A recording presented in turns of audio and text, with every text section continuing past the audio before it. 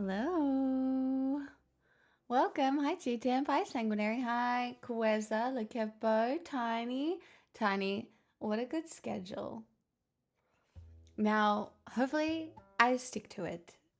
That would be the win. Hi, Calidus. Welcome on in, everyone. How are y'all doing? Hi, Harvestside. Welcome. Hello. I'm wearing this. It's a little warm, but Josie gave it to me. So I feel like it's cool. She's like, it's a turtleneck. Do you want it? I was like, yes. Yes, I do. Stripes. I know. I'm so stripy. Hi, Negotiate. Hello. I had a really good, quite chill day.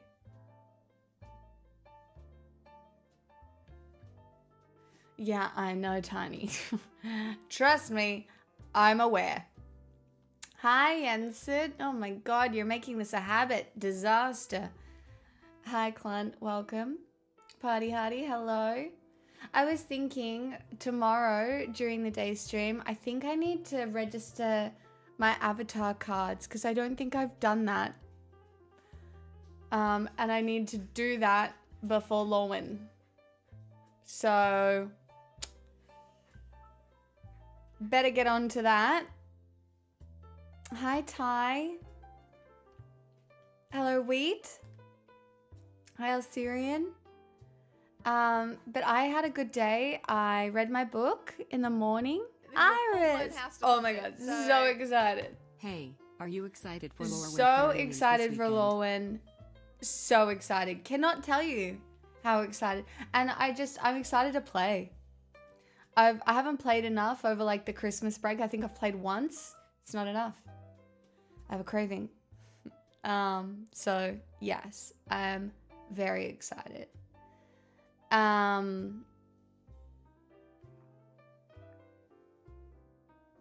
Good job keeping up with that because it very quickly gets out of hand. Well, I think I'm going to do it tomorrow. I think day stream tomorrow, I'll just sit here and chat and sort cards just to get it done. Hi, Radzi. Next week I have another sleep study, then meet with doctor 4 weeks later. That's good though, Jensen. That's really good. Sleep studies are good for at least figuring out if you need help with your airways and stuff like that. I had a good day, but a big day. Nice. All my big days are coming up. So today I really tried hard. I went and got groceries, walked Pixel, read my book, watched a bit of the Golden Globes. What else did I do? Spoke to my mum on the phone. So it was really chill, but still productive. And I did some work, but I can't tell you about it. So doesn't count. Oh my gosh, Pixel, get it out. Good girl. But yeah, I need to go through my avatar ones, and I need to talk to Mickey because I know he maybe wants some of them as well, and we might be able to trade a little bit. I hope your 2-hour Zoom is good. What a bizarre show the Globes were this year. It was pretty bizarre. I really liked that Nikki Glazer really just went for the throat. The Epstein jokes, like she didn't, you know, she was good. I think she was really, really good. And I loved the Heated Rivalry boys. I thought their jokes were so funny. And you know what? Everybody always shits on the Golden Globes, right? Because it's celebrity, it's bullshit, worse things are happening in the world. And where I have gotten to in my political understanding is that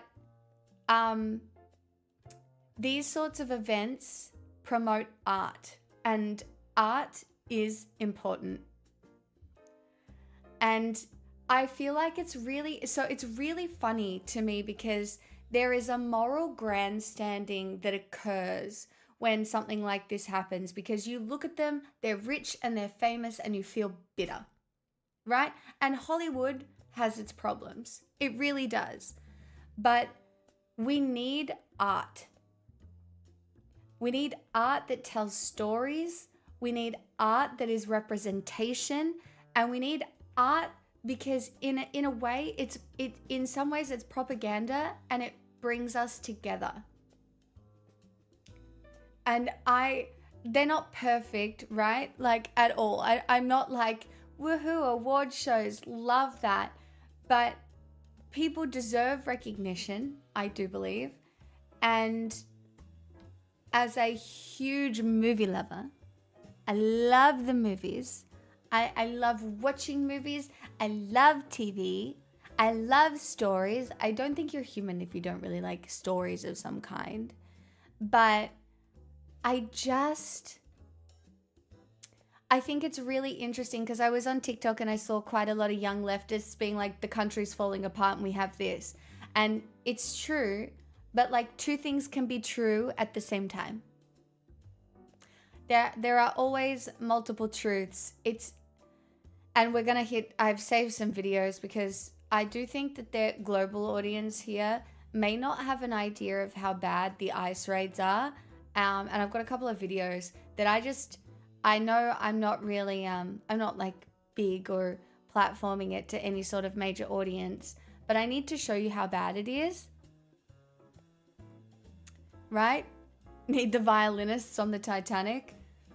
Well, literally, it's just art is so important to being human.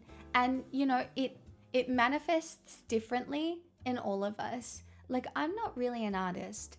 But I like to sing, and I would say that that's kind of my art, whereas other people like to write, some people draw, some people create games, some people, you know, there's so many, some people work on cars. In a certain way, I think in some ways that's art, right? And I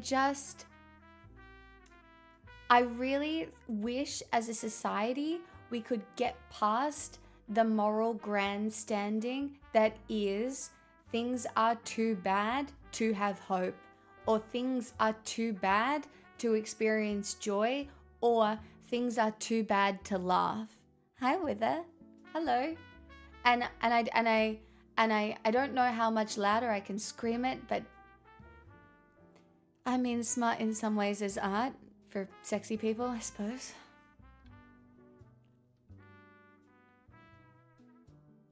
Hi, Vegeta. The morality of suffering is something that really depresses me. It's something that we have to push back on, Zap. If you don't push back on the morality of, like, you know, I'm suffering like Jesus was, all right? And somehow that makes you moral and whatever. It's just not conducive to a world where there is hope. It's not conducive to growing. It's not conducive to growth.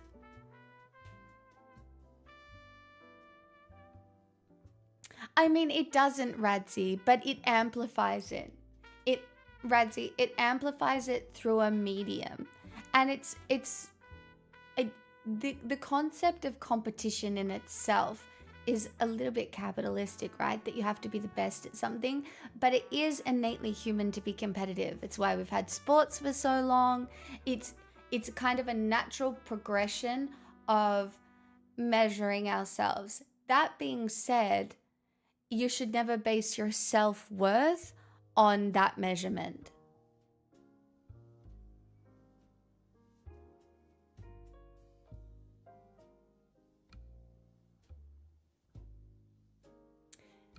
Yeah, I don't believe that either, Randolph. I think so, like Bo. I really want to. I just think that's what I really wanted to express to everybody today. And you know what's not getting any coverage? Bella Hadid did a live charity thing for Palestinian aid and aid for, I think it was Sudan as well. And what's his name? It's on the tip of my tongue. from The Last of Us, from the material, Pedro Pascal. And Pedro Pascal was there, and a lot of other people in Hollywood were there raising money for those two things as well, and it got no coverage. So that also happened. Oh,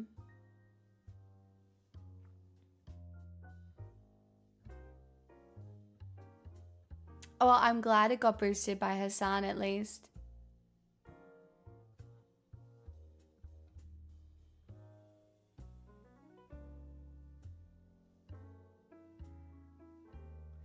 There were some really beautiful speeches about hope and being vulnerable and loving one another as well. And I think a platform to make a speech like that can be quite poignant in someone's life. You know, I don't think I will ever get the chance to stand up there and thank all of the people I love for any part that they have had in my life. And sometimes I resent that a little bit, but I think it's a really beautiful thing to do. Hey, Groundjet. Hi, Alien.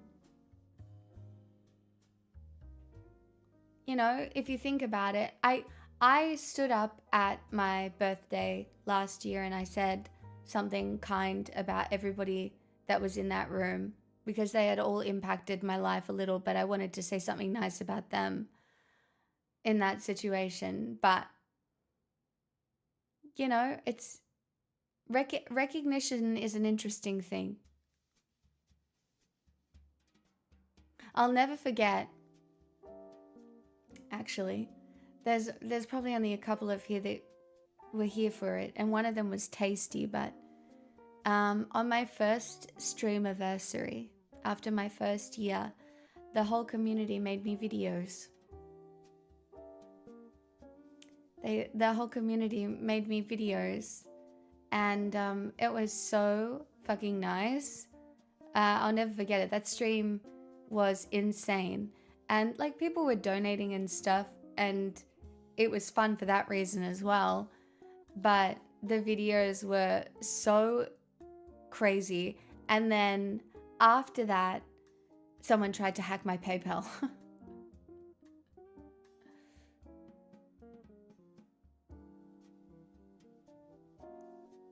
Oh my god, Wanda Sykes roasting was pretty funny. What? No, that was before the sneezing occurred, basically. Hi, Professor Fappington. Welcome on in.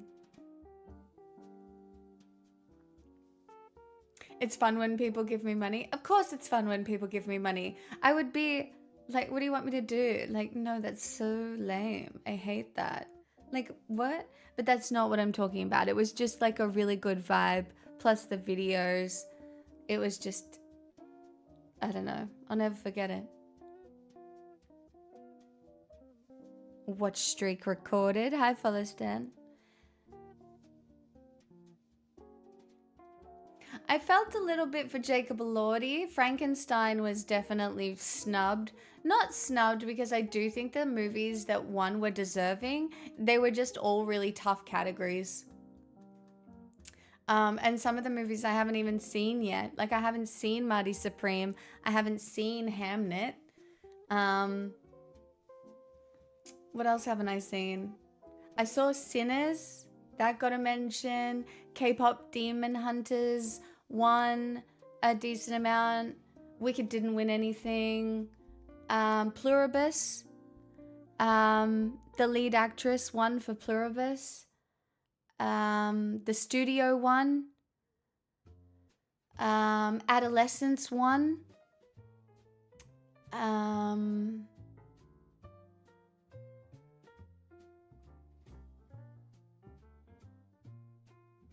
I think it's a really good movie, Protein Dispenser. I can't wait to see it. I'm interested.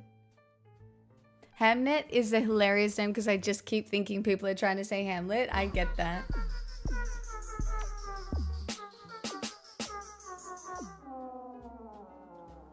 Did you like my interpretive dance? Fun. Did you like my interpretive dance to Seabat just then? I hope you did. That was for you. Thank you for that. For the fun fund. Well worth it. Thank you. That's my art. Interpretive dance. Many people are saying it's one of my greatest skills. But the speech that I think the director gave about adolescence was, everybody thinks this is a movie about how terrible children are, but it is a movie about the blockades and the shit that we have put in their way, and how it is our responsibility to help them. It was a really good speech.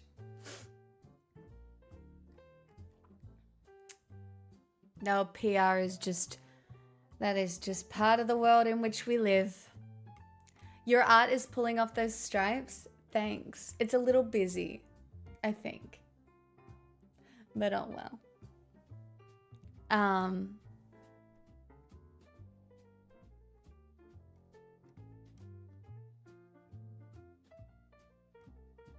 But yeah, Josie gave it to me. I have given Josie clothes in the past, and I was over there, I can't remember, it was a couple of weeks ago, and she's like, do you want this? I don't want it anymore. And I was like, yeah, I do. A little busy like my brain? Yeah, like mine too. Although my brain is really good at the moment. I did accidentally eat some egg today, I think, and it didn't make me feel very well, because I had gluten-free banana bread, and it wasn't until I was halfway through it that I even thought about it having egg in it. And then I wasn't sick or anything, but I just didn't feel great, and I'm like, I don't like this. So that was disappointing, but oh well. Are you allergic? I don't know. I'm certainly not healed or perfect, but I went shopping and I got myself salmon and rice and some veggies. Hi, Don Juan. Hello. How you doing? Happy Monday. Some veggies, bananas, avocado, some kiwi fruit.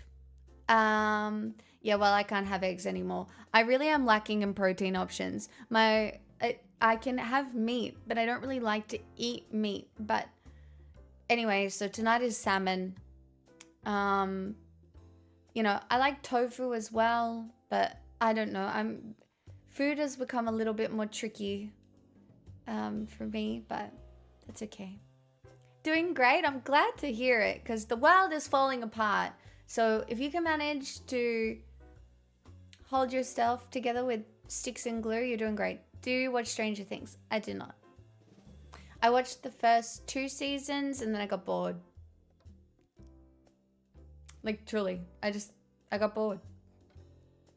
And then I just couldn't be bothered anymore.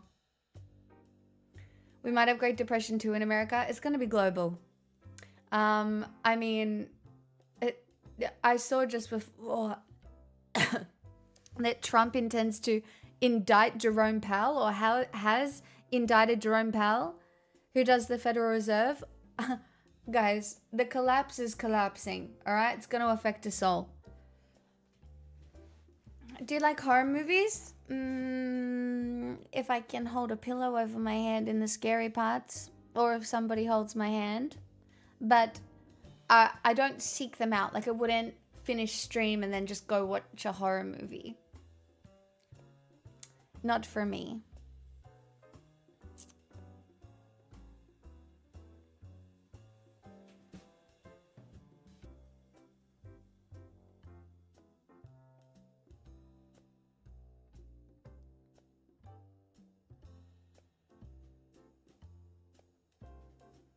If the US dollar does, we don't know. We just don't know. A lot will happen over the next little while, though, I think. Then we're suffering a Trump presidency, which is a dictatorship. So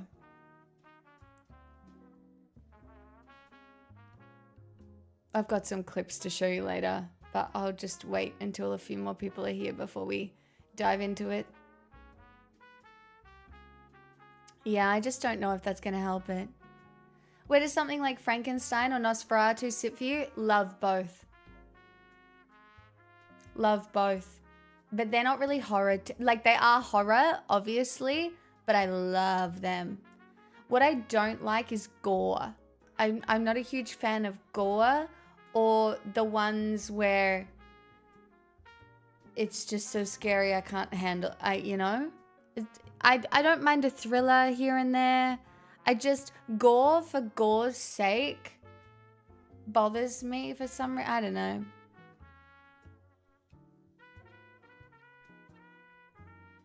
I mean, guys, let's remember I played 2 horror games at least.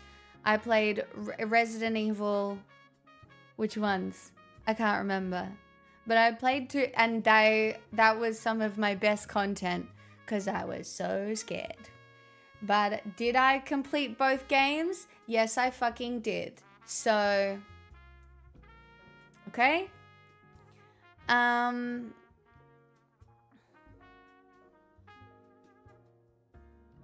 I don't think I've seen the most recent Final Destination.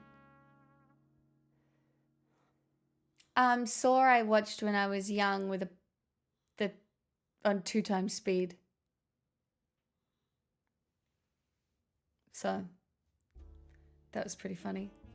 I actually have a physical I have a physical memory of watching it in my bed with my laptop with a pillow on my head in case I needed to cover my eyes, and at some points with the volume down because everybody was talking about it at school and I needed to be able to talk about it at school to seem like I was cool, but I couldn't handle watching it. I don't want to say I was super cool and hip, but I was, so.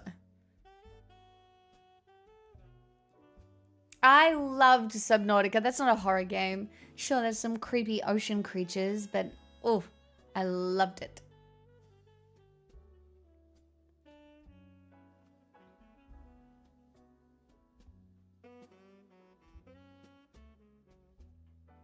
Return to Subnautica when? I'll probably play Subnautica 2. I don't know if I'll finish Below Zero because I'm stuck. I'm stuck in Below Zero because I got lost along the way, and then once you lose what you're doing, it gets hard to get back on track. I'm stuck on the snow. I don't know where I'm supposed to go. There's worms somewhere. There's a couple of holes. I don't know. I don't know where I'm going or what I'm doing.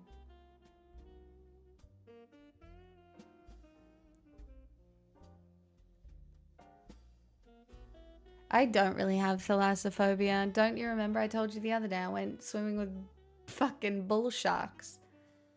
I'm unafraid to take a stand. Everybody, come take my hand. We walk this road together through the storm, whatever weather comes along.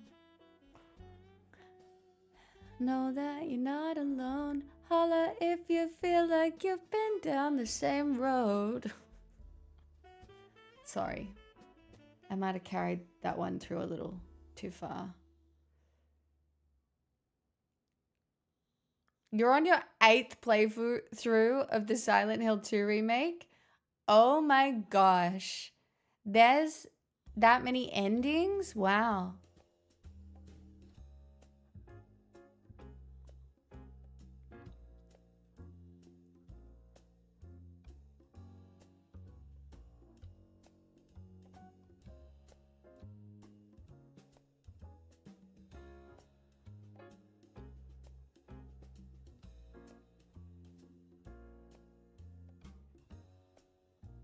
There's a few new ones in the remake that I loved. Interesting.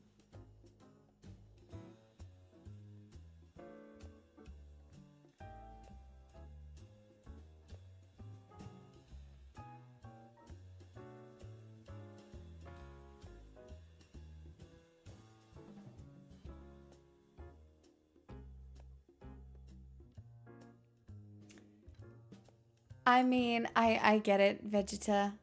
It's a fun way to fill the days when you've got free time if you've got health issues. Oh, Dottie, me too. Who are your celebrity crushes? I don't really have celebrity crushes because I'm not really just attracted to people like that. Do you know what I mean? I have to kind of know someone to be attracted to them.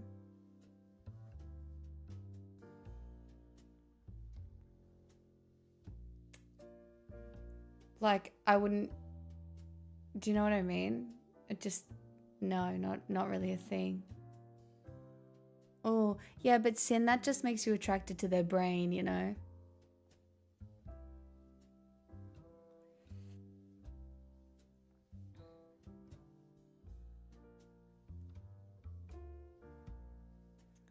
Hi, Louie.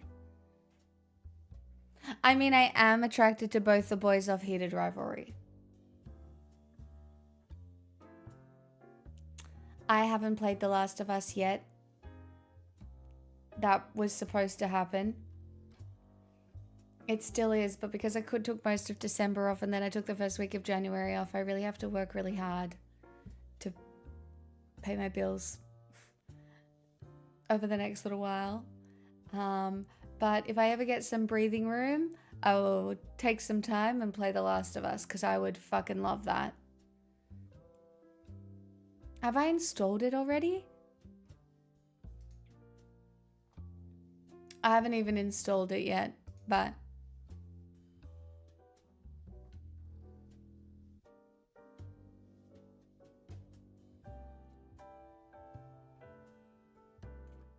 they don't count. Fair enough.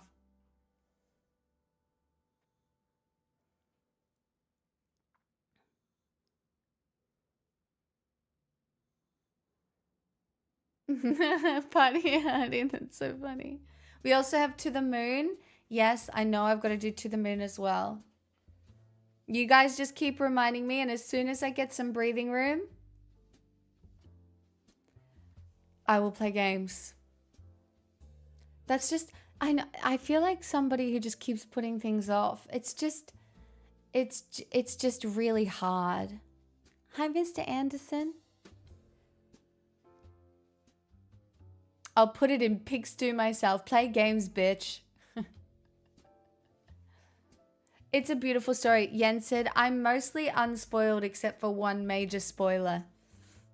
Like, there are so many. I've never watched The Last of Us. I still haven't watched the TV show either. So that my reaction on stream could be good.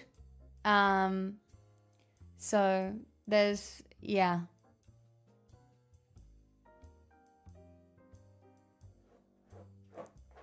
We're all watching the hockey TV show. All right? It's intimate.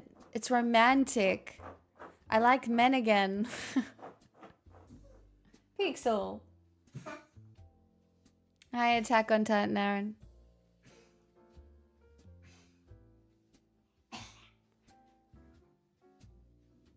I haven't, I don't think, Sin. Pixel's fine. We've been for 4 walks today. Hello, baby. Do you need to go have some more water? Let me just see if she ate her food. Hockey is romantic? Oh. It seems you might not have watched Heated Rivalry. If you would like to watch some sexual tension. Oh boy. I'll be back.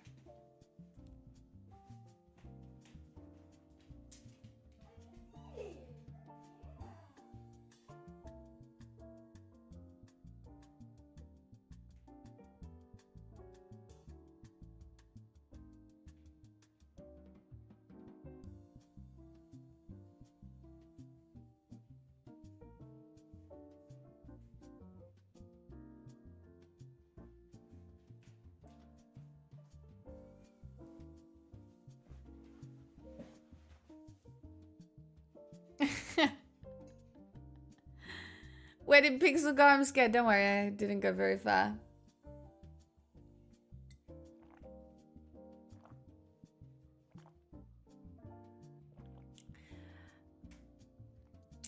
Yes, there will be ample warning, Party Hattie. Hi, Carrie Alice.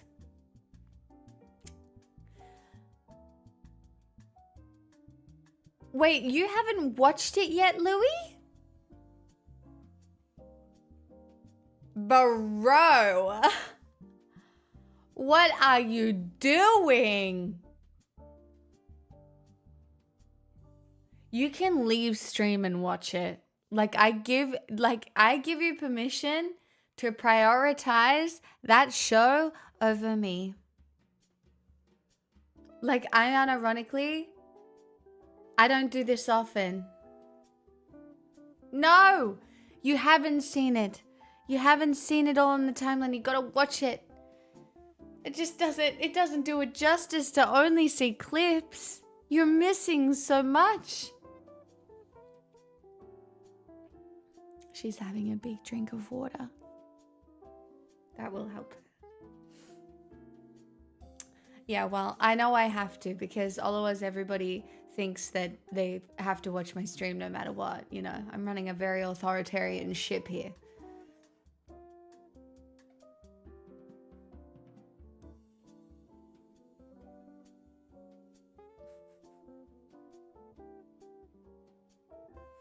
Pixel's gonna need to pee in 2 hours because this is the biggest drink ever. So someone remind me around 8:30.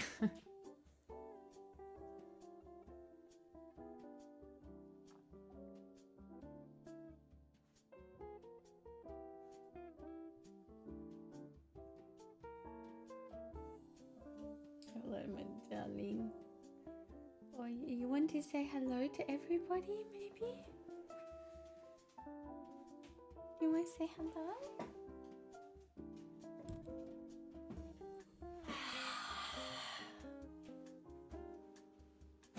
Oh, that's okay. You can cough.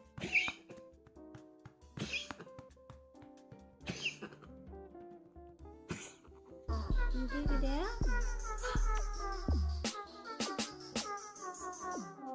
You're too early.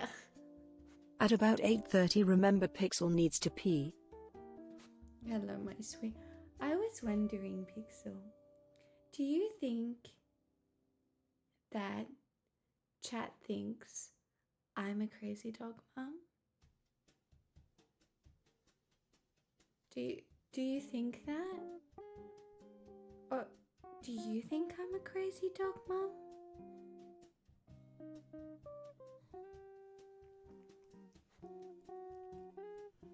Hi, Sushi. How you doing?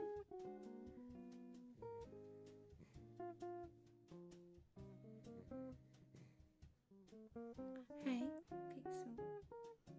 Are you a very good girl? You are.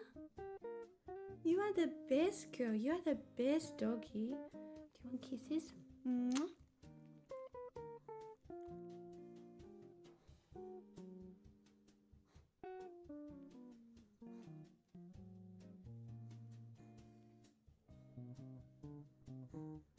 This is a dog cuddling stream now. Pixel. You know, I was thinking that maybe tomorrow we might go and visit a friend. Would you like that, maybe? Oh, I think that would be fun.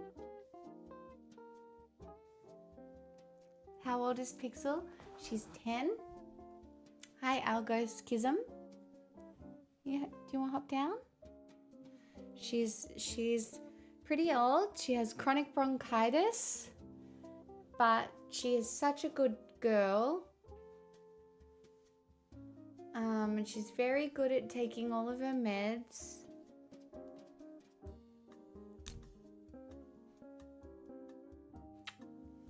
And she's gonna live forever.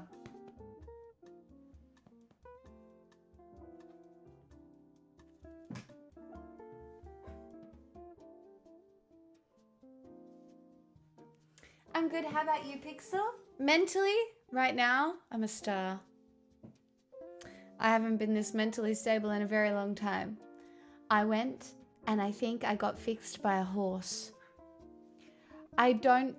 Maybe the adrenaline rush of swimming with potentially bull sharks was up there as well. But I think I went into the aura of a horse and it fixed me.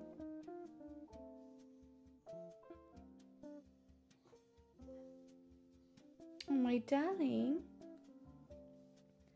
Do you want a treat? I think it's because I've sat down and she wants more food. I think she's hungry. You can have a treat.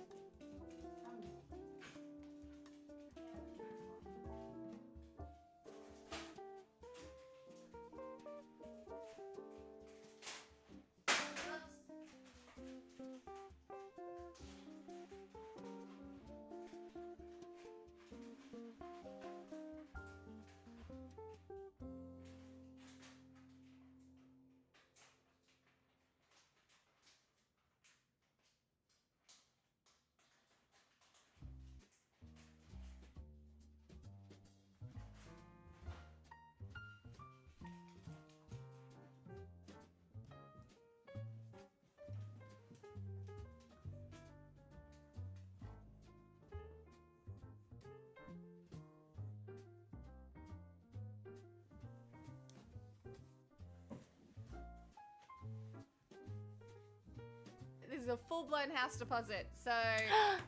Got an ad jump scare. Not and the realized ad my jump sub ran out. scare. Zap, thank you so much for your prime. I'm so grateful. Thank you. Oh,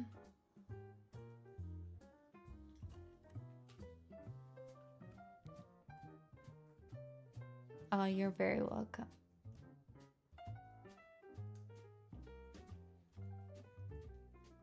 Oh, she's having the time of her life. Can you hear that?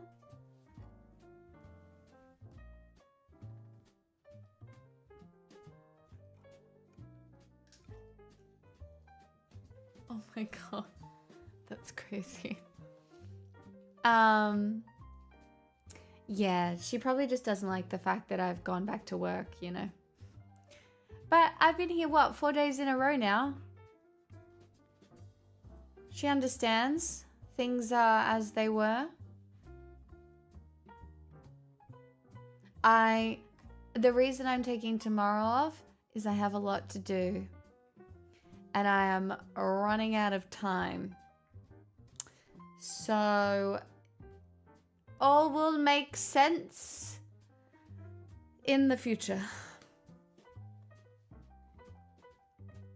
But it's stuff that you'll like, guys. So don't stress. It's good stuff that is relevant. Just, yeah.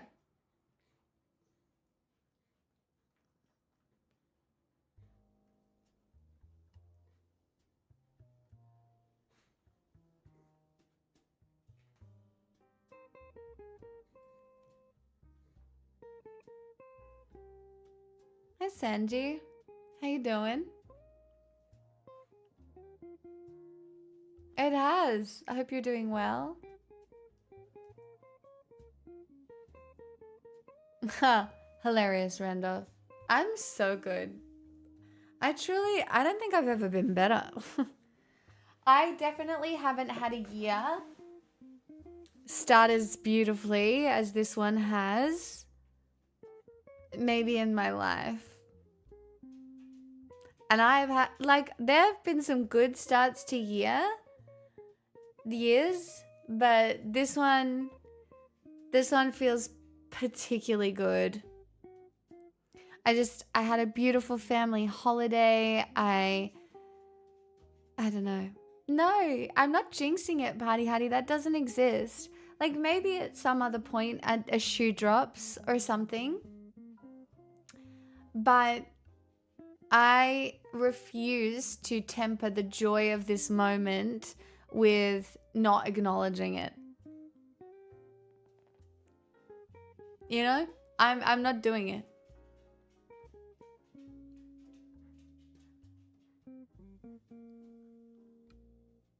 I'm sorry, Maddie. That fucking sucks.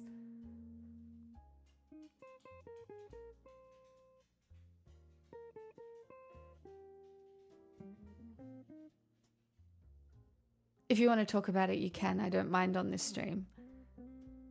Hi, Satos. Happy Monday. Welcome on in.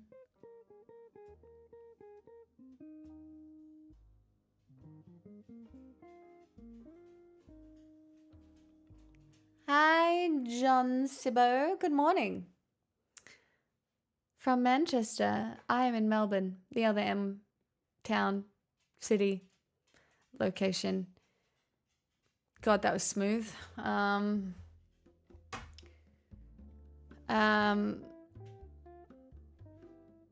Rough time to be a Madeline too. But you're not a stranger, Madeline. Oh, oh. Asila, you just got timed out for the new account, but hello. Like a butter? Yeah, I know. I'm really smooth and suave. Next to... When people think of me, the first thing they think of is, wow, Pixel is so suave and not awkward. And when I think of somebody smooth, like butter, Pixel is the first person that I think of. Who the fuck is Madeline? Who the fuck is Madeline? Truly. It's a good song though. We need a shovel emote? Well, draw one then. I'll put a shovel emote up, but I can't draw, so...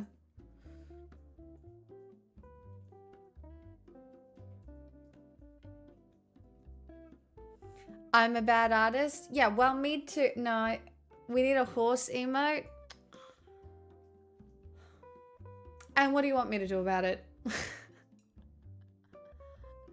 Come on. It's a community project. You get to see her in April. I'm so jealous. That's very cool.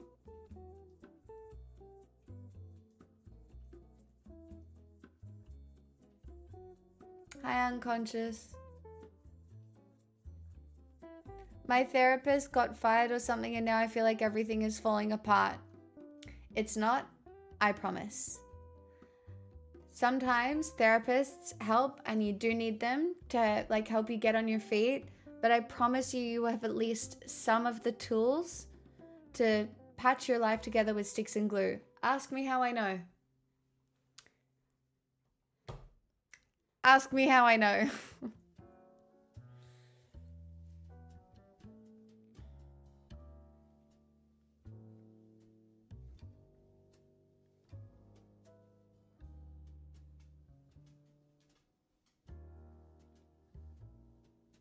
How do you know? Because I did it.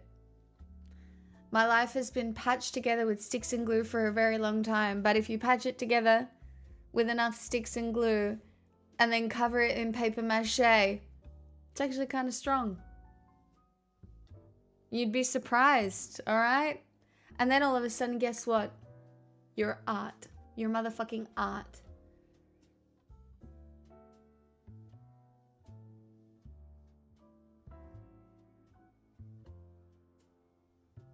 See, and that really helps. If we're an engineer, can we use duct tape? You can use whatever you want to, you know, it's your own specific art project, Salmon. It all comes back to art.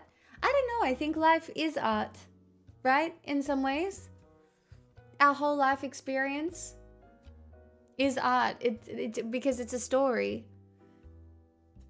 It might be a story only inside your own brain or however you decide to depict it to other people.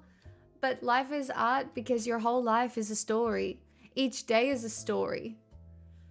And stories are art.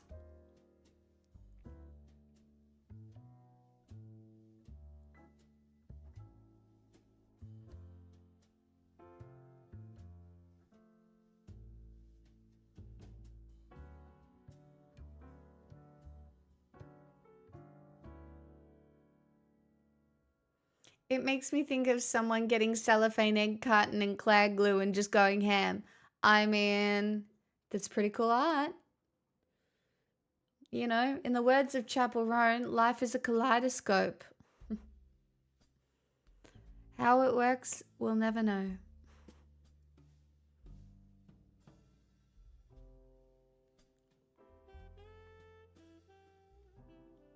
I believe in you, follow Stan. I'm sorry it's cold outside though, that sucks.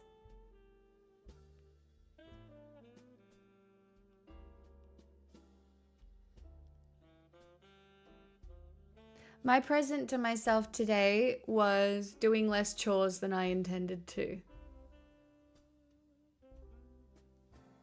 Because I realized the Golden Globes were on. And I was like, you know what? I can sit and watch a little bit of this. This is fine. At least it's dry. True. It's a silver lining. It's a silver lining.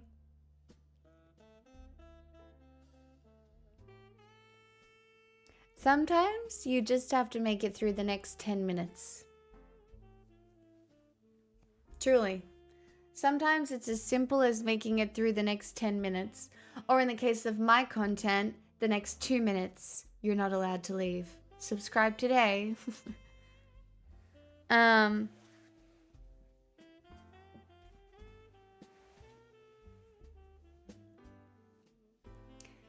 But you're not a stranger, Madeline. Madeline. Madeline. Pixel.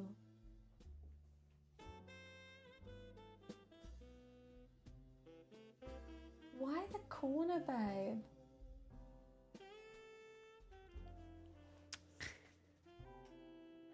Hey, that's me.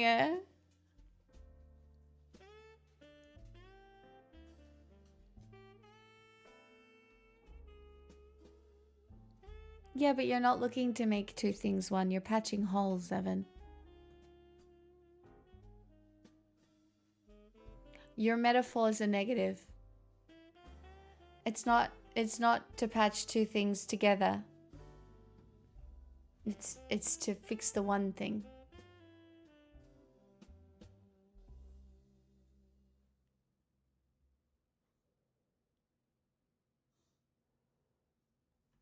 Yeah, that could be it. She might be a bit warm.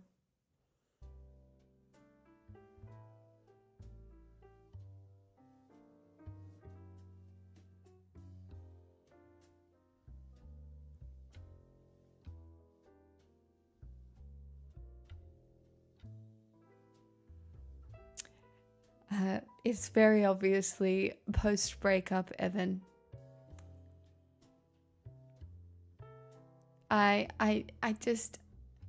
Is this your first breakup that you've been through?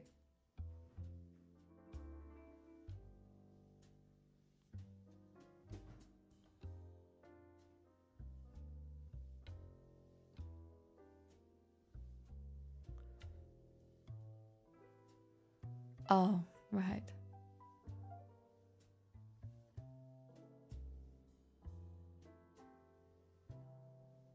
And I mean, Yen said I mean, my degree was in forensic psychology, but when I was doing my degree, I was in no position to give anybody advice, let alone be a therapist. I was fucked in the head.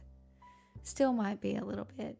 And I really, like, there are some things I feel like I can give advice on, and there are so many ways in which I've managed to improve my life, but I am very much of the opinion that everyone's circumstances are quite different, and oftentimes you need somebody who, like, what you need to have quite a specific relationship with a therapist, especially if it's a talk therapist. So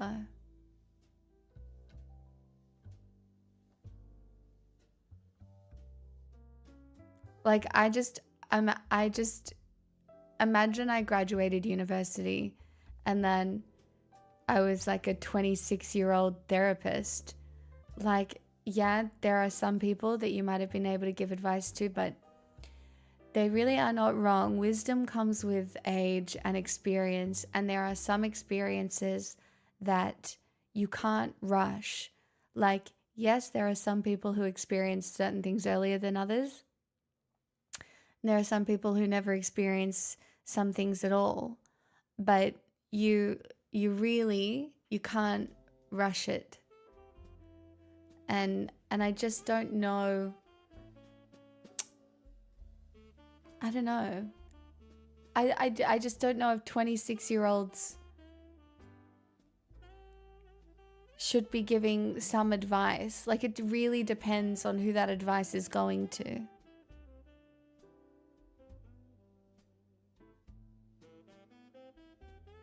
No, it's not literal.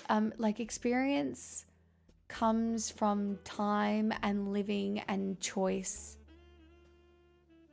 You know, some people choose a lack of experience in their lives. Truly. Like, you know, some people have very long lives time-wise, but they're either quite sheltered, there are a lot of things that they will not push themselves to do. And so I wouldn't say age equals wisdom.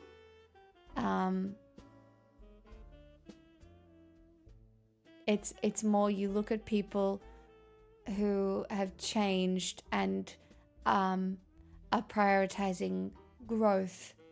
And not that growth has to be a prerequisite. Like you don't have to be growing all the time. I really fucking hate like hustle and optimization culture and stuff like that. But yeah.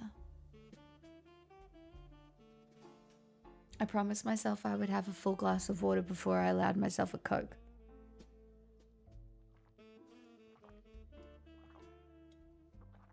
I'm such an adult.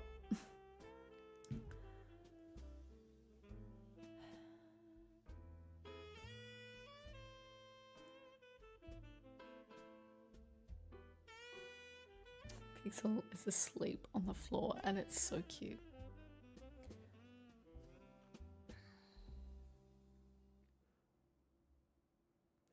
Well, see, experience doesn't necessarily equal wisdom either, because some experiences can have different effects, but yes, in general.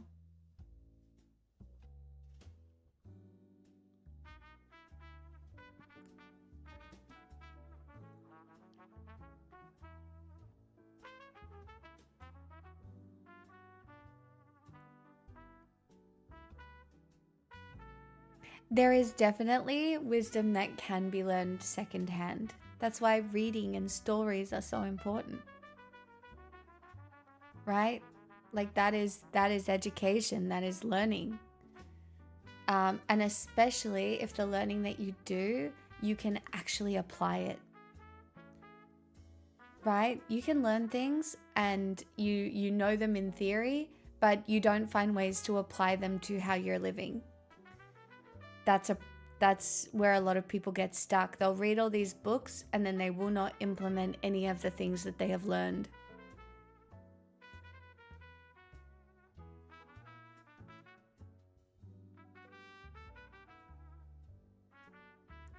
Tiny.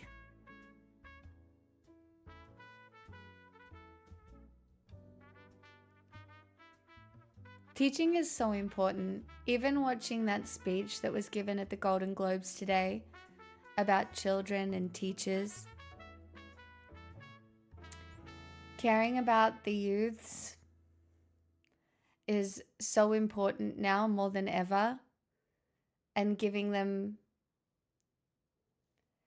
hopeful examples of what skills and qualities they could take into the future that would serve them.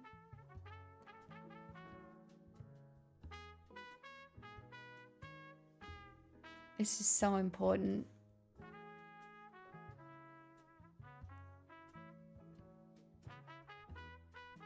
I used to do STEM outreach and still tutor math. It was the only way I could figure out how to help folks learn critical thinking and improve systems slowly over time. It's based.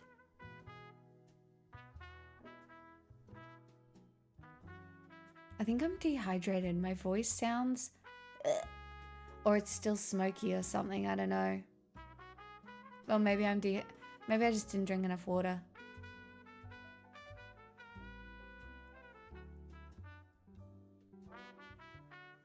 It can be both.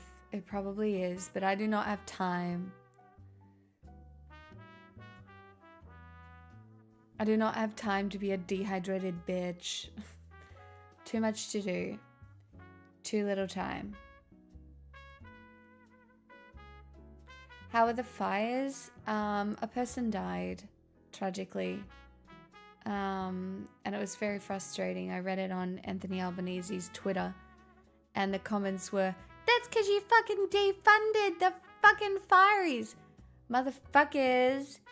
Guess who funds that? It's state governments, you absolute wank faces. It's just so annoying. People are so dumb. They're so dumb. We are just fighting dumb fucking people.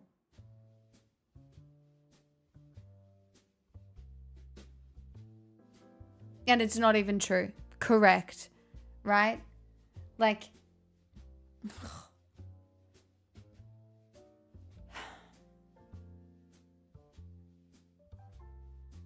so we're just a misinformation station the whole time.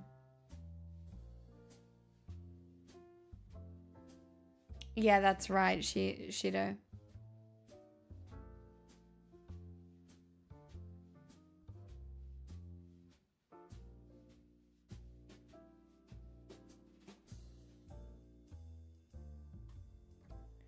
I mean, Australia tries to be pretty prepared for fires, but they just happen here. They're a natural thing that happen on the landscape.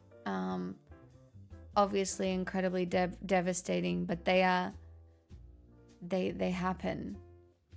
Even like the Australian environment works with places that have been burnt.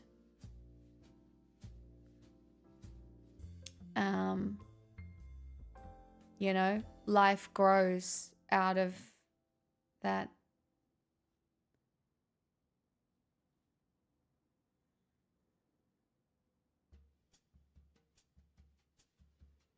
I mean, when we have trees that are designed to seed after fires, you know you're kind of fucked. Yeah.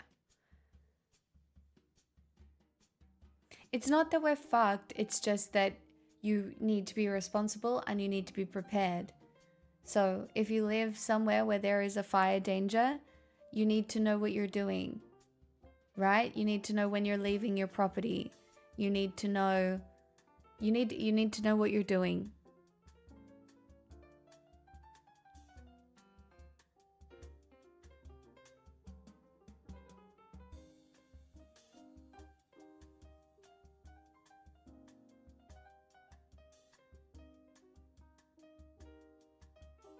I mean, the fact that we exported gum trees to California is kind of crazy. 'Cause yeah. No, there are some firefighters that get paid, ding dong. It's also just a good idea to know where your important documents are no matter what. Yeah, so I always know where my passport is. It has a spot and it's an easily accessible spot, but it's also hidden. And then you run. I also have a go bag. I don't want to say I'm a prepper, but I have like a life straw and a knife.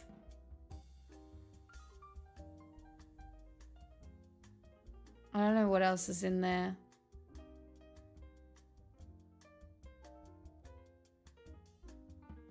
Also, hi, Joe. If a fire comes, grab dog and computer. I just grab the dog. I don't give a fuck about the computer, no offense.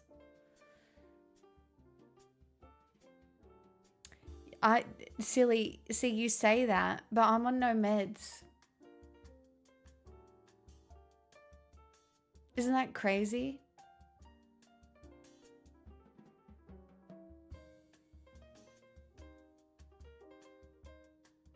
Like, I'm not on anything.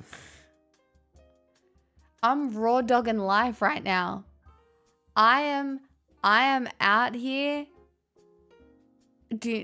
Okay, but we do have to talk about yesterday because I had one Panadol and felt high.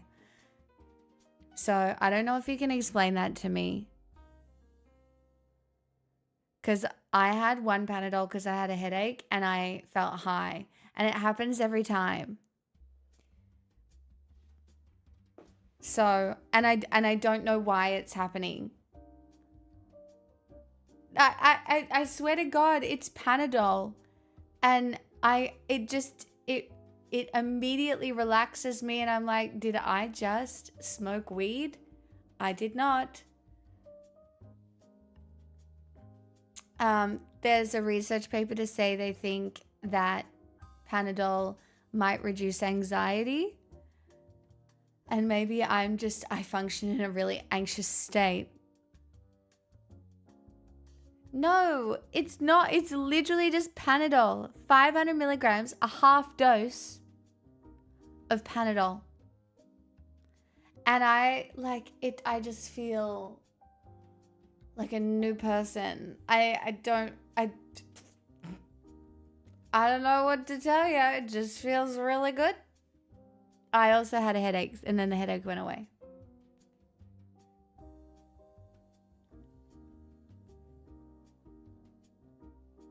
It's just weird. It's really weird. And I tried to Google it, and there's nothing on Google.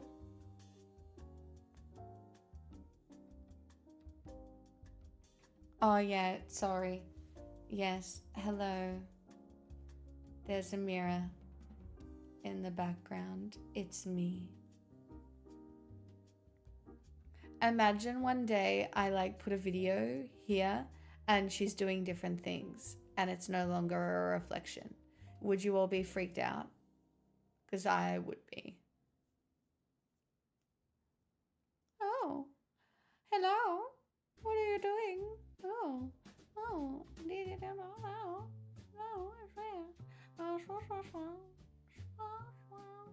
Oh, what a tasty camera. Sorry. I'll have you all know I have not taken a Panadol today.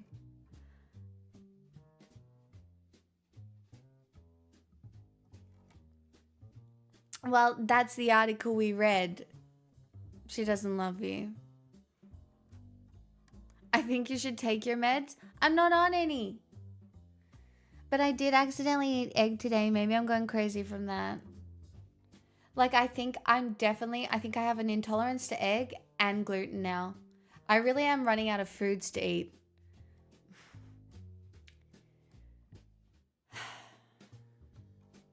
I'm going to be one of those people that ends up on Soylent Green, you know?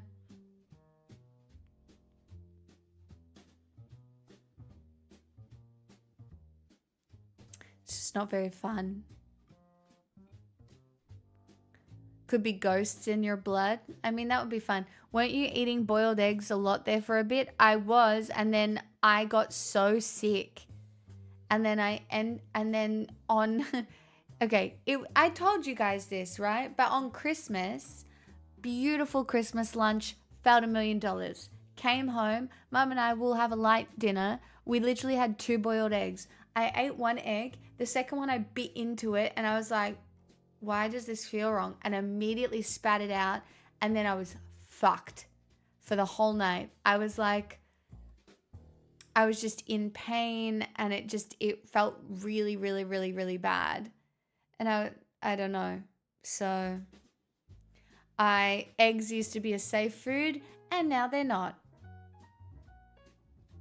Hi, Brodio. Anybody else who's joining us this evening, welcome on in. Nice to have you. Well, not have you, but it's nice to have you here. I don't know, Evan. I've got a referral to an allergist.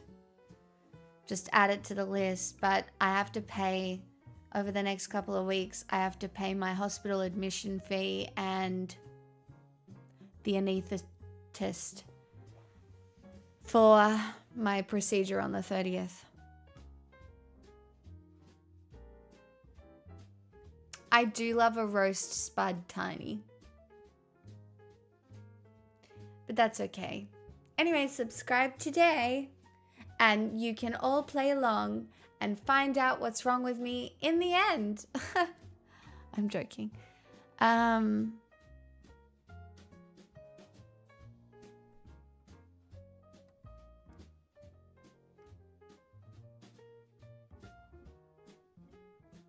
Well, Alcerian, so I got the referral, and then I've just got to find one. But I got the referral to one out at my mum's, and I don't have any time to do that now, so.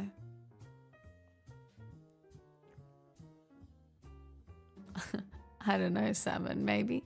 Is there a betting pool yet? Yeah, you want to bet on what's wrong with me, chat? That's right. Bringing Australian culture to my stream. It's like sports betting, but for my health.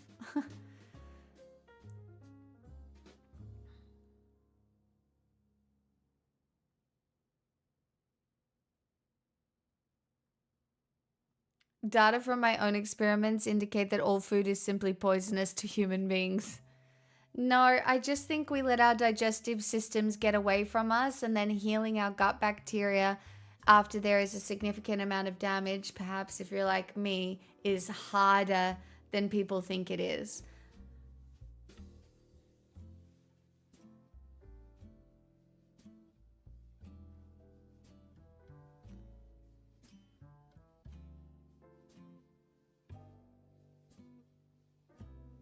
By the way, if you exist in here and you do not follow my friend Joe, my partner in crime, then I'm mad at you.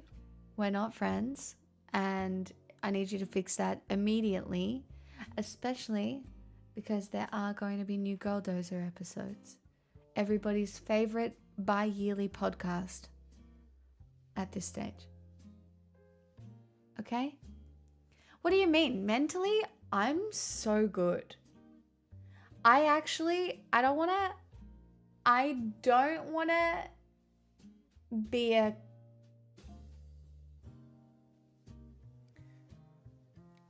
I don't want to brag.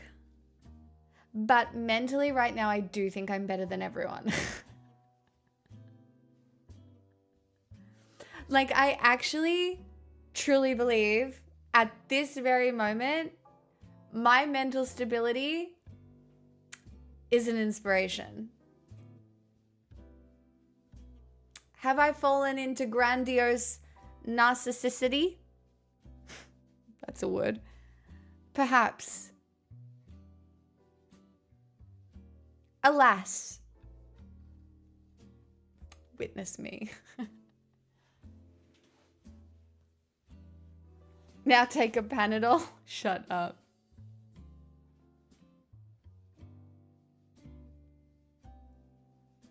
God, I want to be mean so bad. By the way, I'm joking. I do actually feel really good. It might be the sun. It might be the fact I don't feel sick. Could be my clean house. Could be my healthy dog. Healthy dog. Could be the fact I just got back from holiday. Maybe it's Maybelline. Who knows? Maybe I'm gassy. Oh, could be gas as in you think I'm huffing it.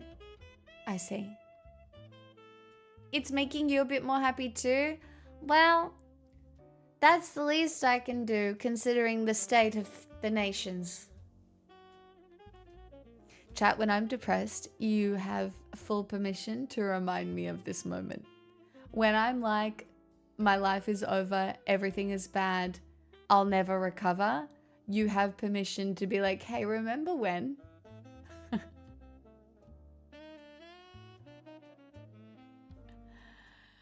You're allowed. You're allowed to be like, actually...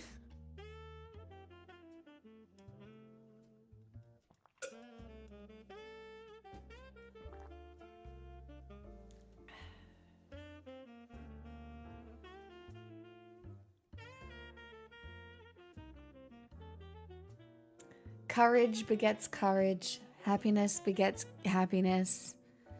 We've got to spread good disease, okay? There's been enough spreading of bad disease. I'm sorry, we have to become positive. I was going to say STIs, but that's not right. We have to become positive diseases, okay? Too bad, I'm sad. I'm going to get you with my positive disease.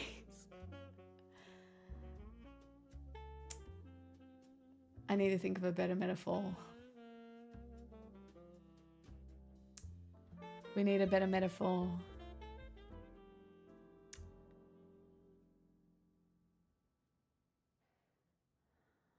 Night Yensa, good luck. Yeah, we need to workshop this one. Bentley approved of this message. Ocean Bunny. Oh, thanks, Liz. Maybe we need to spread like tree cum. You know, in Australia, when the ornamental pears be spreading their tree cum everywhere, maybe like that's the kind of spreading of happiness we need to do. It might smell like shit. People initially are like, oh my God, you're so annoying. Why are you making me sneeze? And then they're like, oh, look at the pretty flowers. I love that.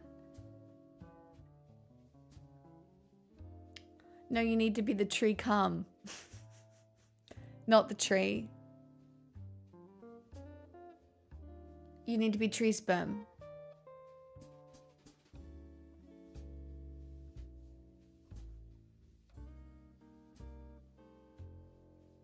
What fucking trees do you have down there? They're called ornamental pears, I believe. And the reason we call them cum trees is because the blossom, it smells like cum.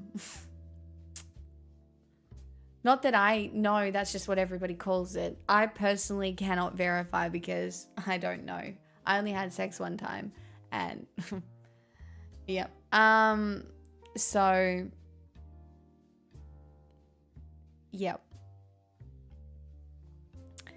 Look, I'm here to be the metaphors that you all need to spread happiness. You know, maybe we're a positive oil spill. Still not a good metaphor. Come on. We could be a computer virus. That's kind of sexy. That's kind of in right now.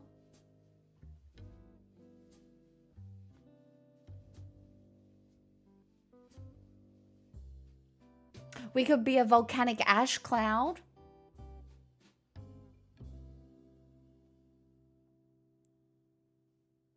Or maybe we just consider ourselves mosquitoes. And as mosquitoes, we go and we bite people with the bite of happiness, and then they feel joy. Kind of like that one TV show. We could be a fungal growth. It's true. It could be mycelium.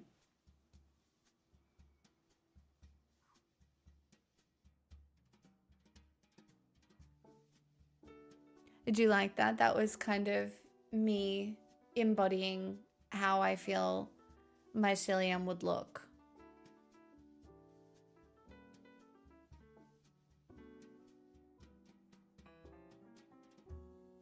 Yeah, a pyroclastic happy cloud. Now that has a ring to it. I'm glad you picked a fun fungi. Some improv, be a tree. Pixel improv, be mycelium. I think you got it right the first time with the tree cum thing. You're so right. Why fuck with something that isn't perfect? That is already perfect, you know? You're so right. It probably didn't need anything new. You just need to spread your wings like ornamental pear tree cum and land as happiness on the shoulders of everyone. At first, they'll be like, what's that smell? And then they'll be like, wow, I feel so happy. Hey, Super Duck Void, what a time to arrive. You're so welcome. G'day. Well, I'm going to feed my brainworm until it's full. Maybe I won't be sad with the little... Do you actually have a brainworm, Paul? Like, how concerned do we have to... Like, do you actually have a brainworm? Because Grey's Anatomy has shown me that brainworms do exist. Louis, did we have to clip that? Do I want to be welcome? I don't know. And a joke. Okay, cool. So you don't have a brainworm, you're just sad. But you've half smiled, haven't you? Because of the tree cum story. So technically I fixed you.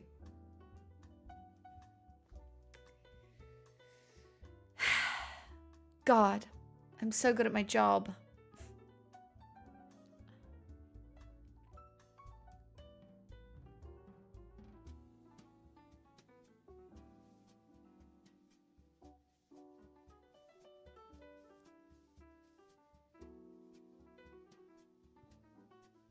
This is where you all agree. And you're like, wow, Pixel, you're so good at your job. Incredible job. Wow. You're so right. I want can we not have at least 10 comments agreeing with me? Come on. Where's your support? Yeah. Super dark voice. Yeah. Whoa, you're so good at this. See, Maddie, you're new. And you're nailing it. The rest of you, useless. Pull it together. My God, you've all gotten lazy. Thanks, Zap. Thank you. Thanks, Salty. See? Thank you. I've just been lurking. I'm so fucking happy. Liar.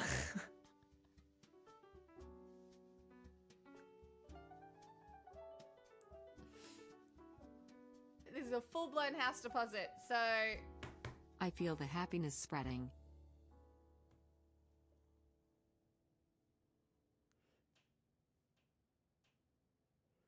Thank you for the 3 months, Randolph.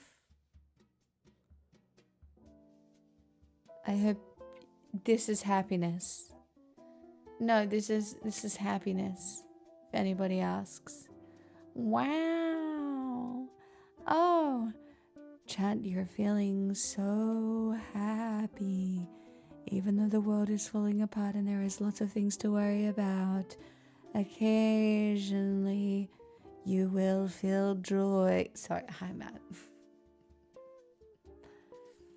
To be honest, I was all in with the becoming the tree cum, but then you spiraled into mycelium cum, and I just don't know how much more cum I can handle. I'm sure you could handle both. From what I know about you. I really think you'd be fine. All right? Louis, on the other hand, hasn't even watched Heated Rivalry, so I'm just not sure.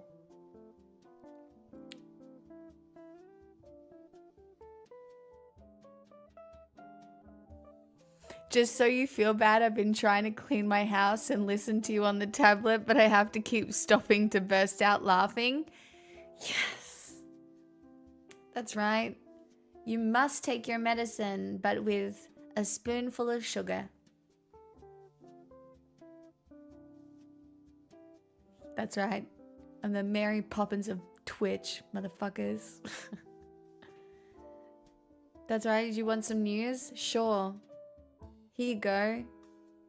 Here's the sugar.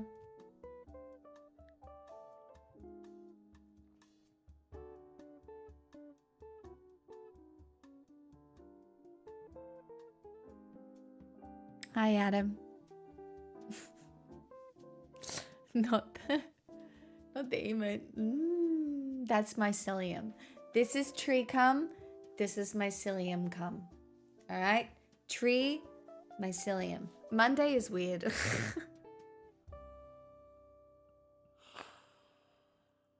I don't ever want to have to explain this to anyone. So let's move on, shall we?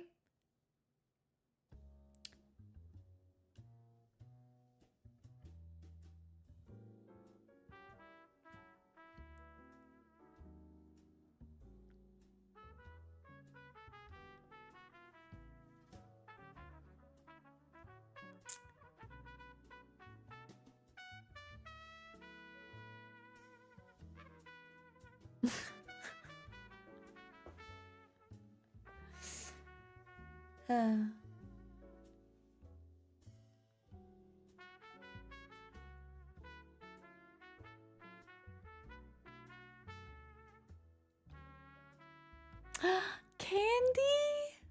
Oh, that's nice, fellas, Dan.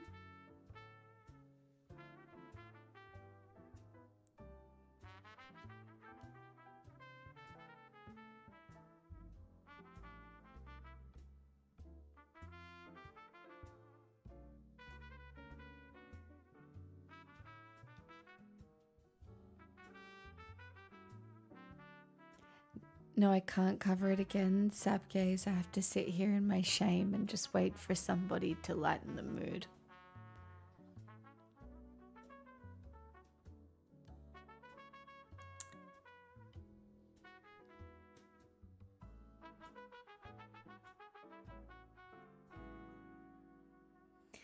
Is it main content?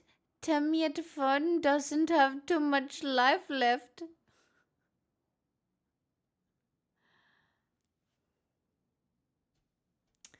I suppose so. So, magic cards tomorrow during the day.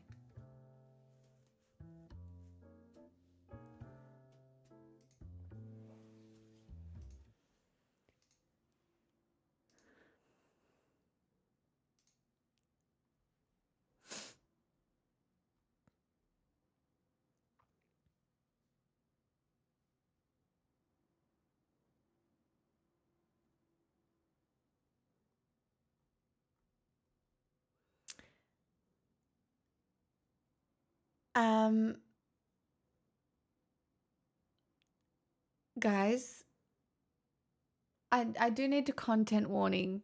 These next two videos are ice videos. It's specifically for maybe some of the non-Americans who aren't paying too much attention. They're really bad. I need everybody so that we're on the same page. I just need everybody to know where we're at. And I think it's important that we witness these because I do think it's important. So content warning.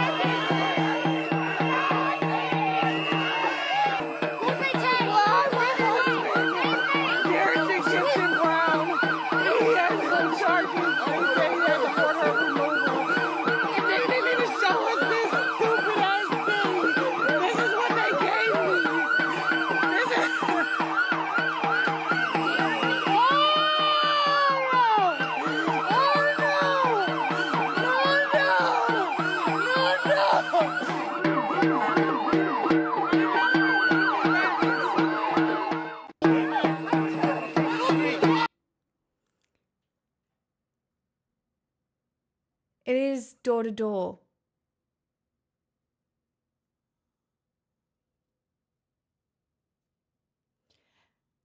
The fact that they were able to bash down a door like they did should have everybody extremely concerned.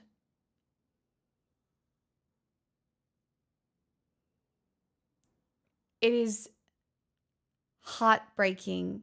This is Gestapo shit. Door to door. And sometimes they don't have a real judge warrant. ICE can lie to you.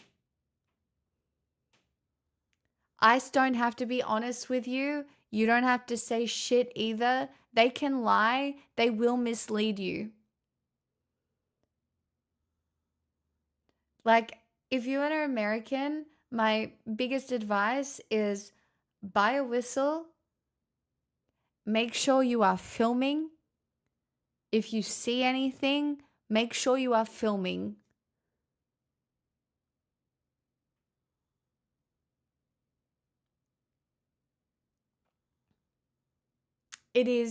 What is happening is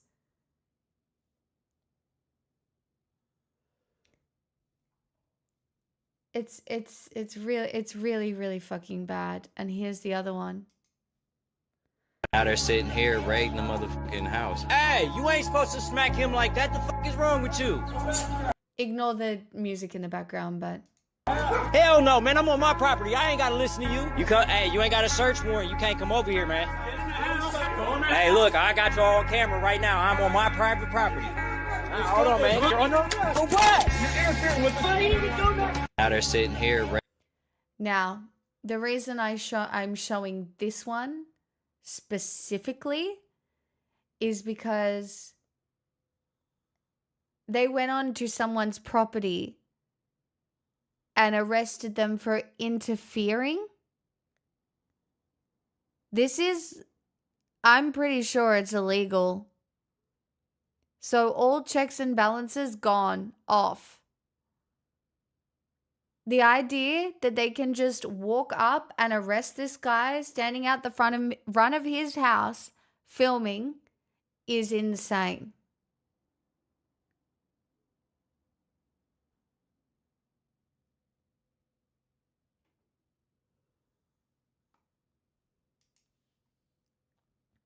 And Trump indicting Jerome Powell is, they're breaking everything. They're breaking everything to rebuild it as a fascist state. The missing passports are the worst part. The missing passports, the fact that passports are being deleted out of databases, like Project 2025, Handmaid's Tale, there are just a lot of scary parallels, and people still really kind of aren't taking it seriously. We all are. But, you know, there are full-blown house deposit. So Hey, Thanks to it McCatboy for my sub game. Tamsin, 27 months. Some people are not taking this seriously.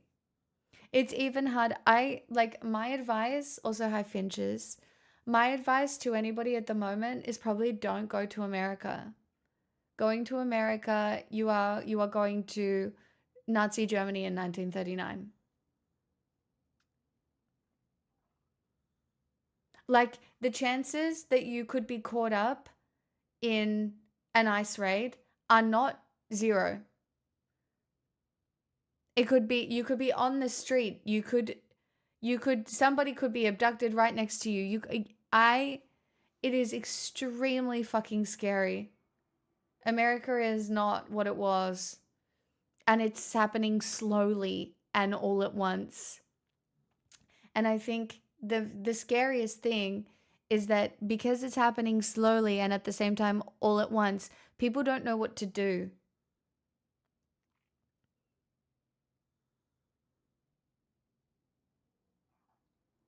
Fascism is when you're allowed to film the fascism. Your delusions tell is fascism without fear of being marched off to the gulags. You people are not right in the head. What? That's a YouTube comment for those of you playing along at home. Do you think what ICE is doing is no overreach whatsoever right now? The hypocrite 1179.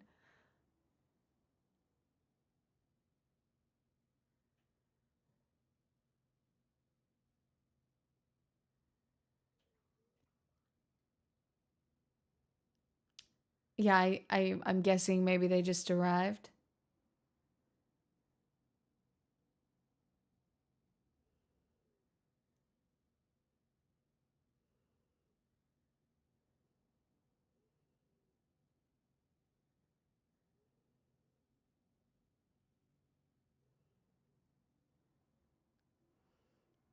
I mean, the woman who was shot in the face trying to leave a scene was complying.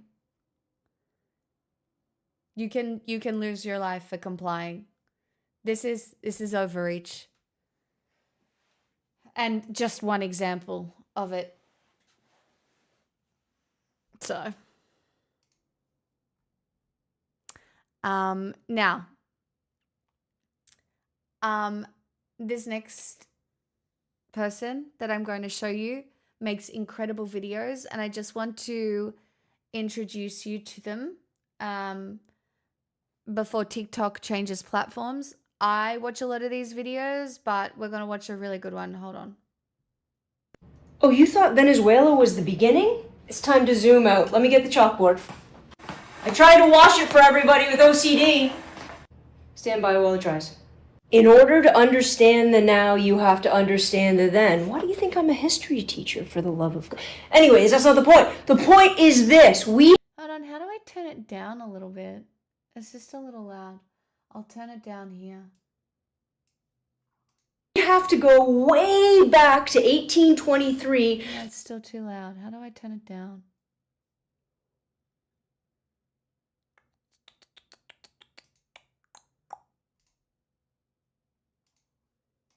To start to get some understanding. I thought it would turn down. It didn't.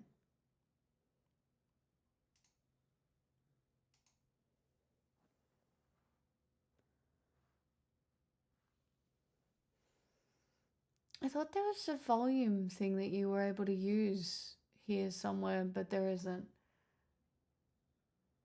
I'll just turn it down here.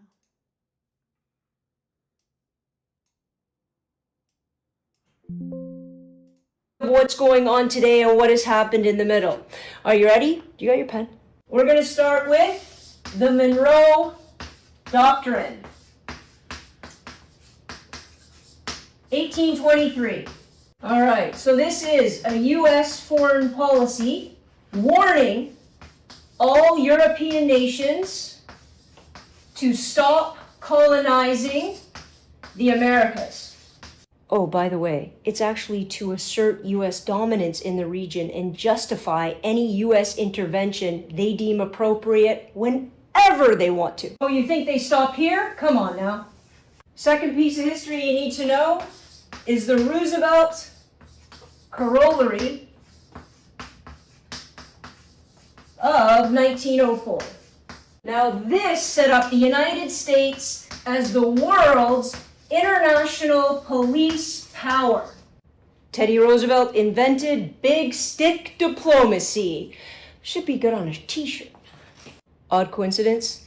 This is actually a response to a Venezuela crisis in 1902, in which European nations blockaded Venezuela to force debt repayment on the country.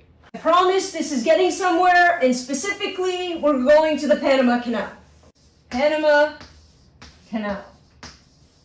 As you all know, we've done a little bit on the Panama Canal and what's happened recently, but pay attention. Point of the canal is to cut right through Central America to make shipping routes easier and make some people a heck of a lot of money. The French and Spanish. So Smixel free will, smixel free will, smixel free will. thanks, Blue. Thank you for the 14 months. I'm really grateful. Both tried to build it. As they were trying to build it, disease and the danger of the actual job kept bringing it to a screeching halt. Until the United States stepped in. 1902, Teddy Roosevelt takes the canal, and he's very famously quoted as saying, "I took the canal and let Congress debate. And as the debate goes on, so does the canal." So the U.S. was going to complete construction of the canal by 1914. What a weird timing. That's not the point. 1914, and Chad, what happened in 1914?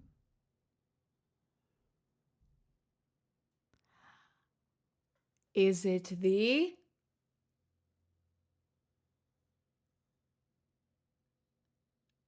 It is the First World War. by 1999, Guess what is important for war? Shipping. Anyway. they would give over full control of the canal back to Panama. Those years matter. If you're saying, I have no idea what this has to do with today, give me a second, I'm almost there. Now it's at this moment, I'm going to flash forward to the Cold War. Now during the Cold War, you have to understand there would be a fight for strategic advantage to control the canal. On one side, you would have the United States versus the other superpower at the time, the Soviet Union. Both would be forming alliances and gaining strategic advantages in order to expand their empires. That's really important for Panama. Of course, the CIA is heavily involved. From 1967 to 1988, This is just contextual. We can go deeper into some of like these moments, Salmon. But yes, there is obviously, this is providing context for Venezuela now. Just, it's obviously an overview. We can go deeper into some of it. a guy named Manuel Noriega was on the CIA payroll. He made on average about 200 grand a year. Now his job was to be a communist informant. All over Latin America, he would give the United States intel on what communists were doing in places like Nicaragua and El Salvador. Psst, he was also a double agent and sold information to the communists as well. And come 1983, guess who was in control of the Panama Canal? You would think this would be a huge U.S. victory. That's their guy. Noriega's their guy. Yay, we put him in power. That is, until things change. In 1989, guys, everything changes. And all of a sudden, you see George W. Bush initiating what was called, wait for it, I love it when they give it such good names, Operation, insert irony, Just Cause. Just so we're all on the same page, why 1989 an important year? The fall of Because it was when Taylor Swift was born. the Berlin Wall and the collapse of communism. So all of a sudden, the United States lost its enemy. They won. What do you think they're going to do to Noriega? I'll tell you what they're going to do. They're going to send in 27,000 troops with absolutely no congressional oversight to run in to grab Noriega and to bring him back to the United States. Crazy, that's so interesting. Can't think of anywhere we've seen something similar to this recently. Can you guys? On what charges again? Drug trafficking, racketeering, money laundering. That seems so familiar. Now Noriega surrenders by 1990. Gets brought back to the United States, thrown in jail for X amount of time. Eventually I think he goes to France or something, but that's not the point of this TikTok. The point, and I don't mean to hammer this home for those who already get it, but the point is the United States of America has consistently used informants and individuals that might not be the highest moral caliber or just caliber in order to feed their final interests. And when they cease to serve their purpose, when they won what they needed to win, they invade, they arrest, and they proclaim themselves the defenders of democracy and just causes. You have to be kidding me if you buy any of it.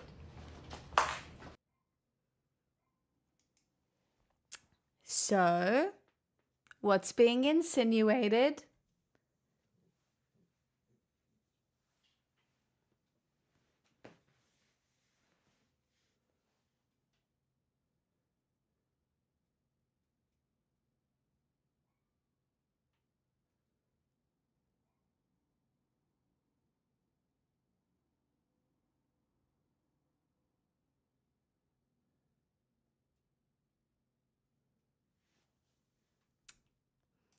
This is when we now need to go to a video.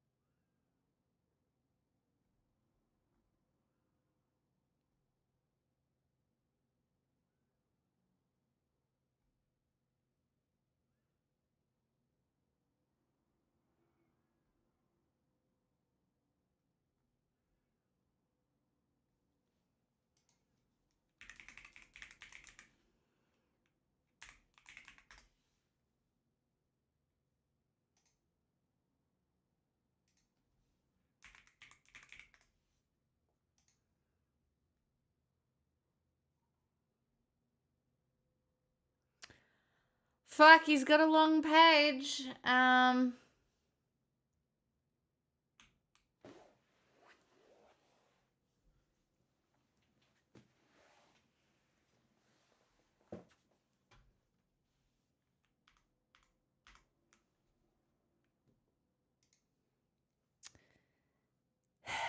know a lot of you already know this, but for those of you who don't, you're getting a story.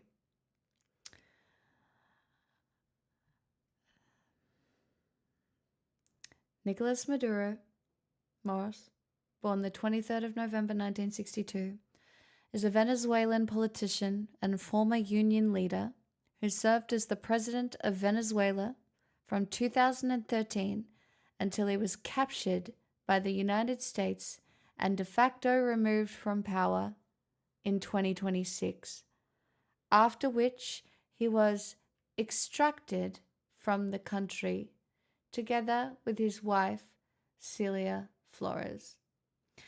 According to the Venezuelan government, an interim president, Delcy Rodriguez, he is still the de jure president of Venezuela. He also served as the vice president of Venezuela under President Hugo Chavez from 2012 to 2013, and as Minister of Foreign Affairs from 2006 to 2012.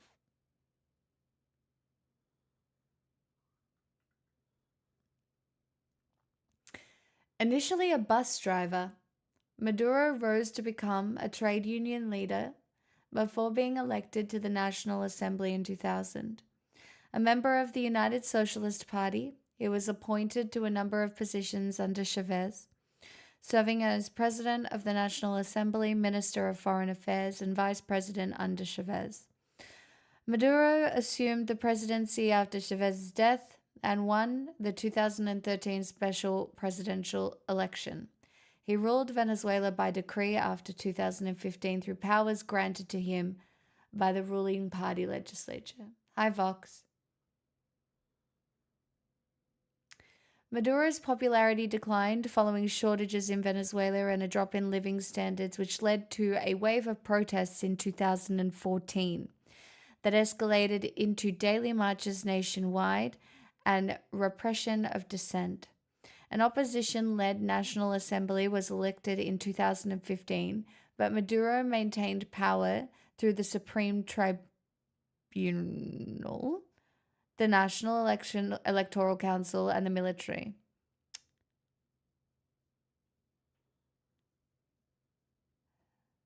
In 2024, Maduro was re-elected for a third term, although evidence indicates that he lost the election by a wide margin. We just watched a video, Vox, that suggests that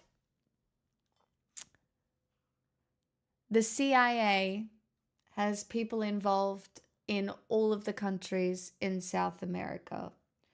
Probably all the way back to the Monroe Doctrine. Maybe not specifically, but that's where it began.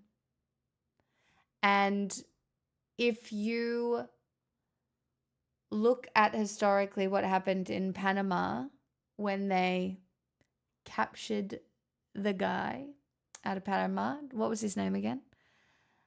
And even if we just have a little look at how Maduro is being treated in the prison,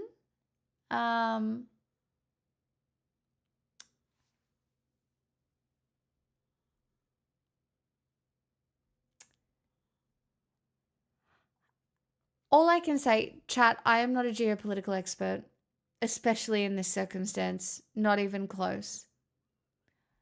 But I can tell you that the amount of strings and invisible strings that exist across the American continent are many.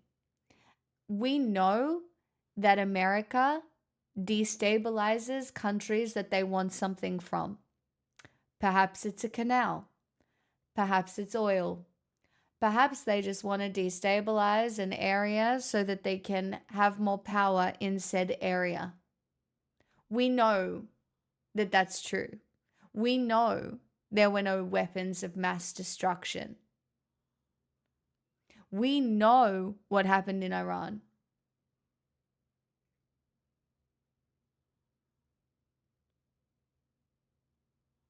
We know about Pine Gap.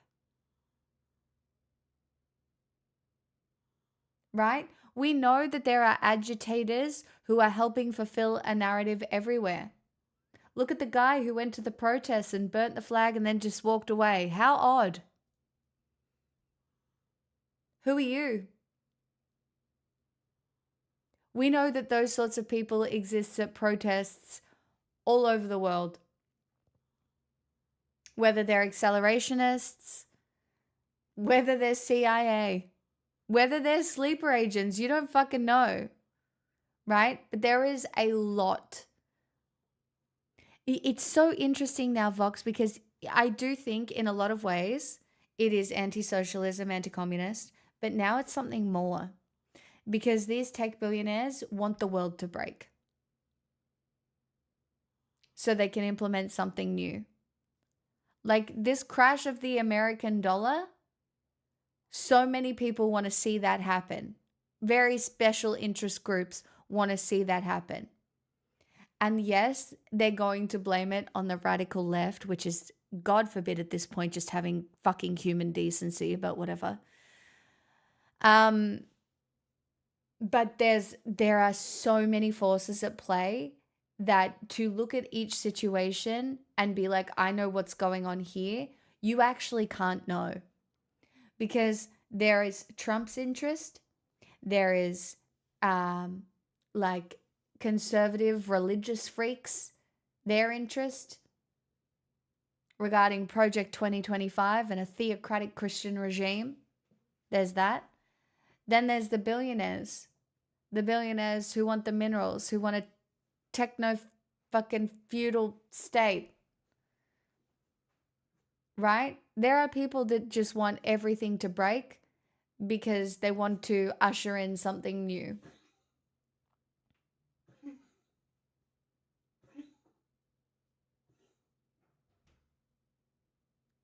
Perhaps it's a nuke base 30 miles north of your nation's largest city. Yep, Palantir shit is scary. Do you want to know why I think there's so many reasons that people are anti-socialist, and a lot of it is propaganda. But it is also because of how well individualism has been sold to all of us, and how under socialism as a framework to organize society, people in their heads think that there is no individuality. And God forbid you're not a special human being. Right? So capitalism and individualism really kind of massages that part of your ego where it's like, no, I am special and I am different. Right? It doesn't build the community bonds.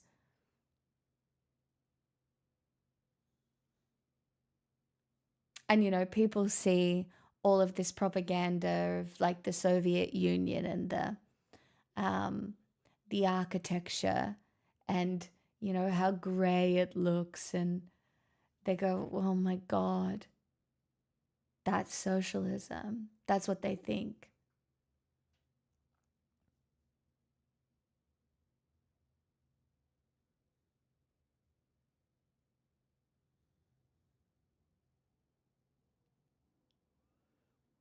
I don't think there is a meaningful end to capitalism anymore. Hi, Kamoni. I don't know if there is a meaningful end to capitalism, but what you can do is you can be a person who chooses other people.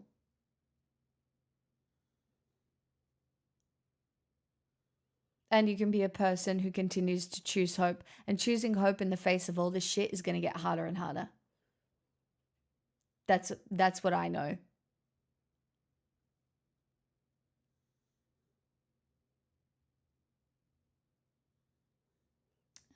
Jess, I can't remember what I was saying. Hi, Famis. Well, that's because I mean, socialism it is extremely hard to implement in a capitalist world, right? Because I mean, everybody goes, China is communist. No, they're hyper-capitalist in certain ways. We've known this for a long time, but whenever the radical global south left talked about the CIA being all over the Americas, people poo-pooed it as conspiracy theory and not in a kind way. Is that going to stop now in a way that any country that doesn't suck up to the US is ruled by a dictator with valid invasion target? Are people going to stop believing that now? I think there are some of us, right? I mean, I do not, to be honest, I think we would have to be very fair that I've never been like, America is the best. Chuck out the rest. America is the good guys. I've never thought that. Since I've done learning. And I've never thought, everyone all bad, because I am a human first person and I am willing to learn and I am willing to listen. But what is difficult is America had a really fucking good marketing department, and World War II really launched them into the arbiters of what is right and wrong. Because the opportunity to very clearly show what was wrong, that is a Holocaust, really provided that. And then their marketing department, genius, they just ran with it. And you know what their marketing department is? In a lot of ways, it's Hollywood. It's the stories. It's the great American dream that was sold. It's the wealth and prosperity that was born of the colonization of Native American people and the slavery of black people in America, hidden under layers of history that people refuse to acknowledge.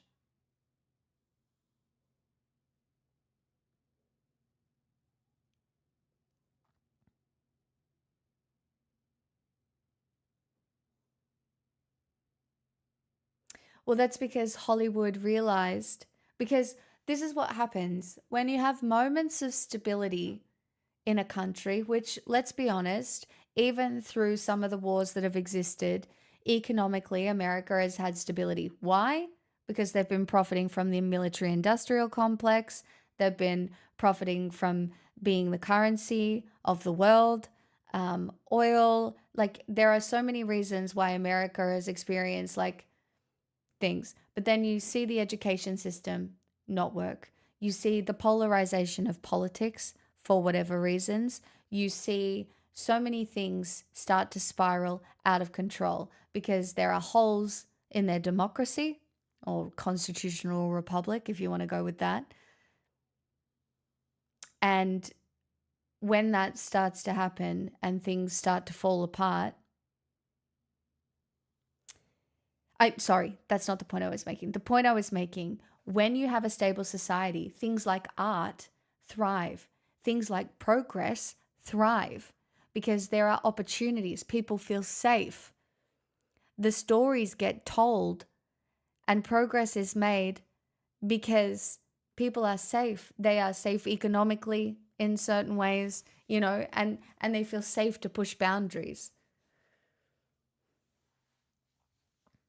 And then when things start to fall apart, you'll still see art be made, but again, you watch it with a critical eye. Hi, Blue.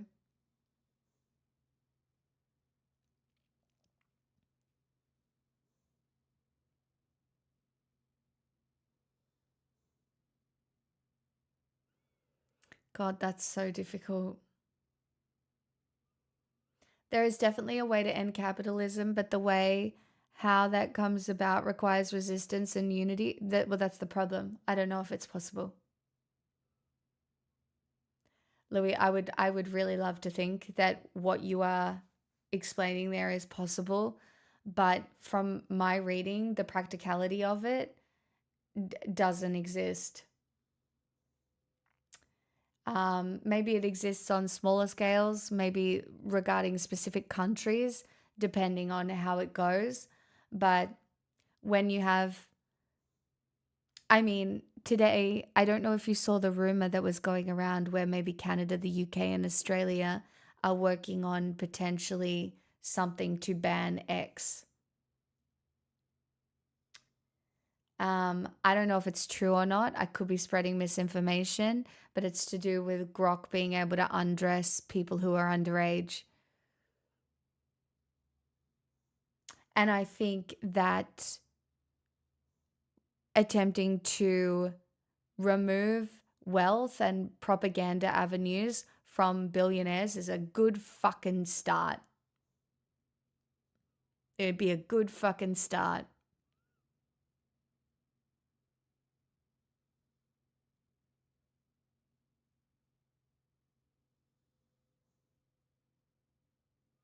Liz, 100%.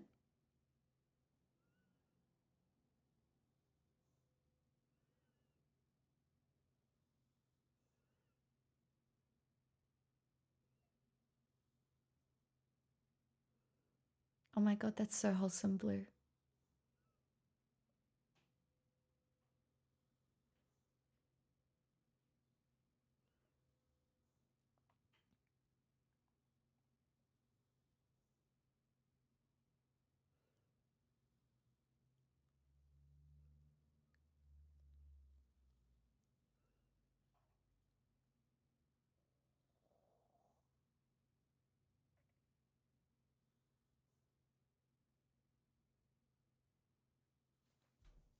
Anyway, where were we?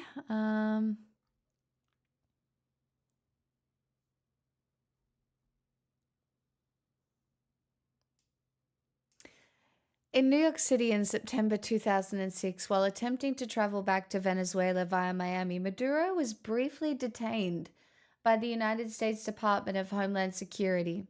Officers at the John F. Kennedy International Airport for around 90 minutes after paying for 3 airline tickets in cash.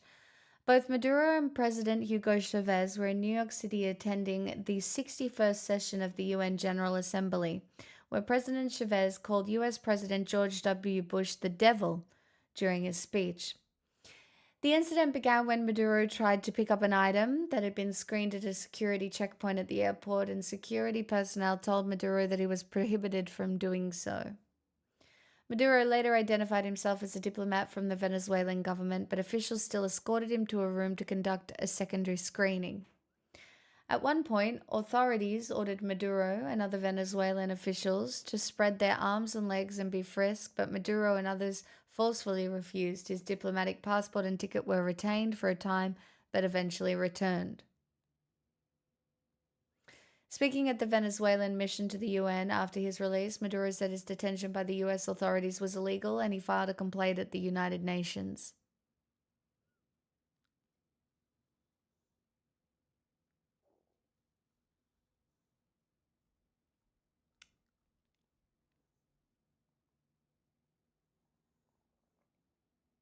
I always marveled how we've managed to just memory the whole entire 2019 coup attempt.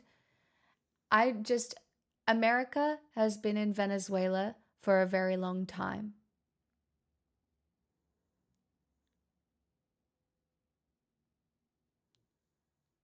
Their influence there has been significant over many years.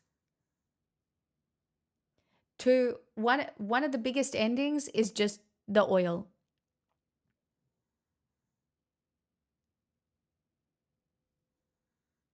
What? Correct, El Syrian. Correct. Do you know what I think the most interesting thing I've learned about America fucking spreading its fucking wings all over the planet recently? Um,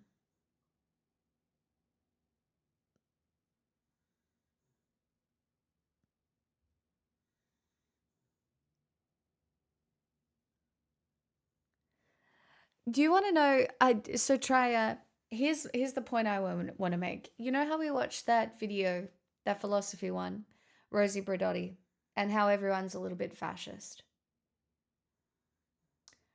It is people's inability to address the fascism within themselves that begets and is a natural and enables the natural and inevitable outcome of liberal capitalism. Because people are not willing to address the fascism within themselves because it's uncomfortable. It's not neat. It's not neat. Now, I'm not calling you a fascist, right?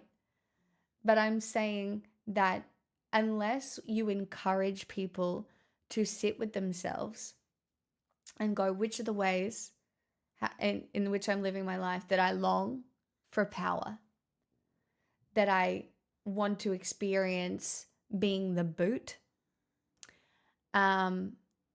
If you can't address that, then this is inevitable. And I think telling people to organize is fruitless at this point. I don't think really people know what it is. You have to go to a step before organizing. I can't get people to leave the house. You can't tell people who don't have any communication or community involvement to organize. They don't know that. You're going to get a few. Sure. I truly think that people like Hassan get a few people out on the street. But most people can't even like cook a meal for themselves or keep their home tidy or have the mental stability to be able to organize. I truly. Do you know who I watch organize things? People in the games community who organize community meetups. Do you know who's an organizer? Miggy. Miggy ran Twitch Melbourne for a very long time. And that's organizing. Now, is it organizing for political purpose? No. But it's somebody who knows how to get out there and talk to people and organize. It is a skill that he has. But there are people who would not know where to start. And people have health debuffs. And that's why I can't encourage, like I said this. I sat here and I was like, maybe people in liberal democracy should organize. Like I sat here asking people to organize, but I've realized that's not valuable here because it's not the organization that needs to happen. It's the mental stability and it is the acknowledgement that our lives are going to be uncomfortable.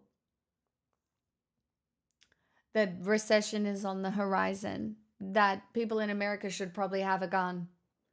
That you might have to blow a whistle when ICE comes to your neighborhood. And people do not want to face that realization. Oh my darling. People don't want to face that. And then beyond that, they don't want to look at the tiny little bit of themselves that is like,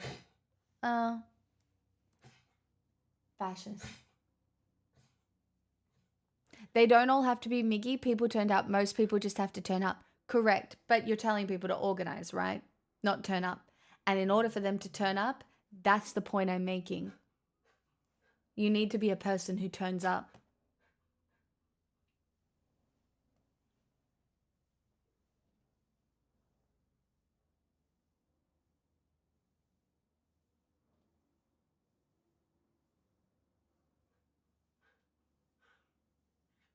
What's wrong, baby?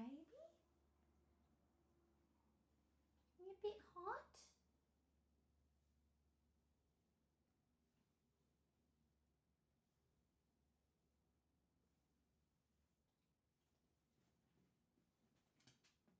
You a bit hot?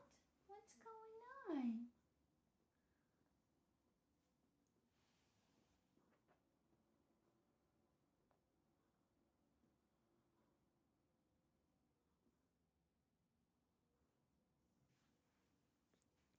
No point being a socialist if you're not living socialist values. I know, that was great, wasn't it, Vox? Not the mention rising apathy and voting abstentionism, which will make things harder because the CR candidate needs, I believe, 40% of the votes. The less people vote, the easier that is. Correct. These are just some of the holes in democracy where it's either first past the post or whatever.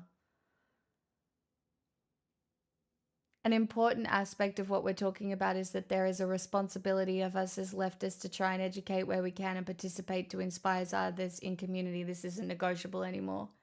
Well, that's why I'm trying this year. I'm doing things. I'm doing things with my friend. I'm going out there, I am living, and I am meeting people. Now, I'm not saying that devalues this space at all, right? This space is still important to learn and stuff, but you have to be brave.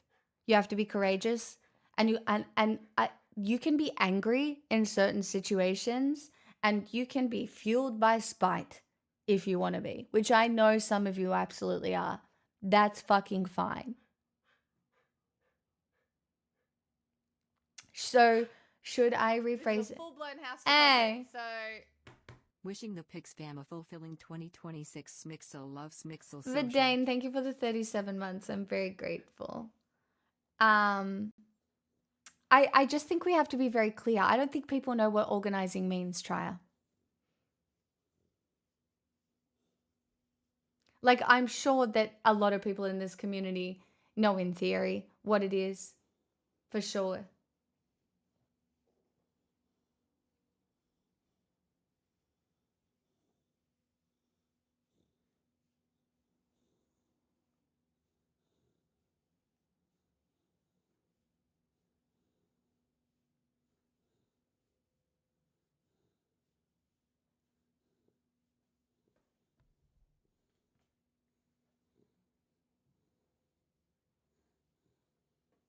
I mean, I agree with you, Tumultuous, as well.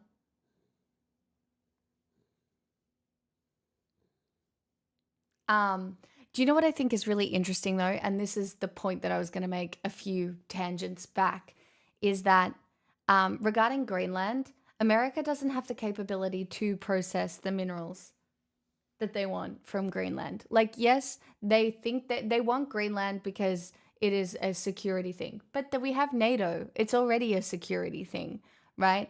So if they want Greenland for the minerals, right? America doesn't have the ability to process the minerals from Greenland.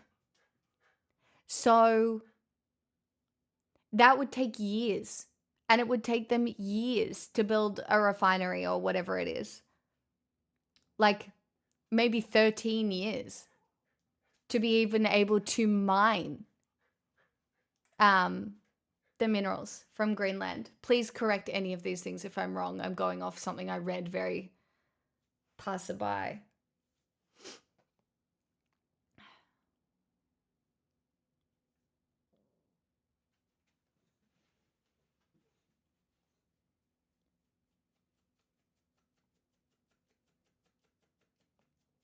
Oh, the plan has absolutely no basis in reality. You're correct.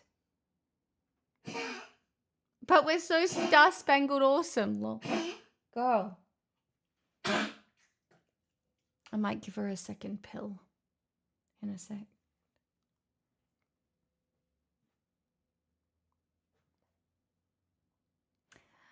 I do think that...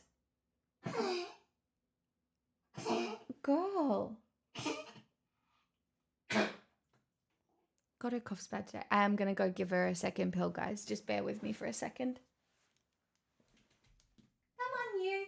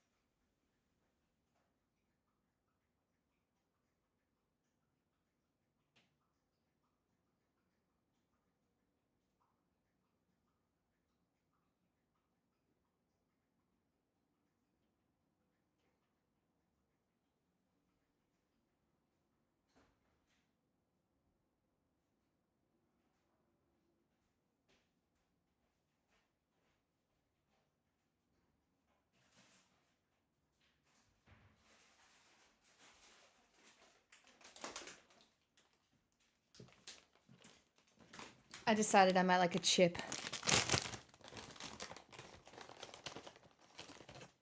I agree with you, Trya. 100%. On that specifically.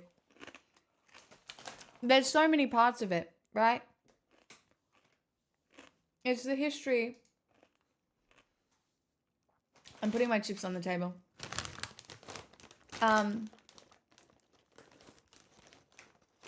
Hi, Drum. Or Drew. Why do I do that all the time?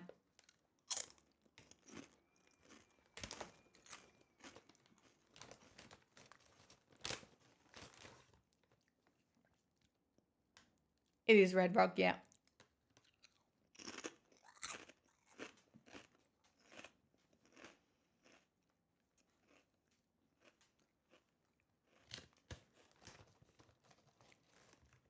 Vox, I mean, we have to assume that some of this is to do with climate.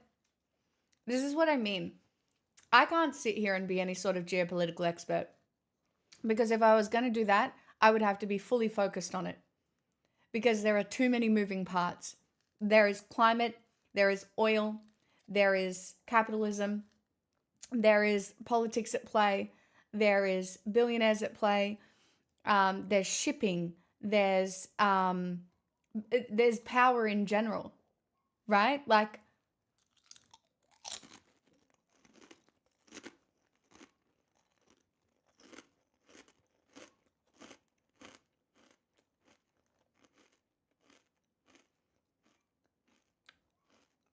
Randolph, I agree that Trump disappearing isn't fixing any of this.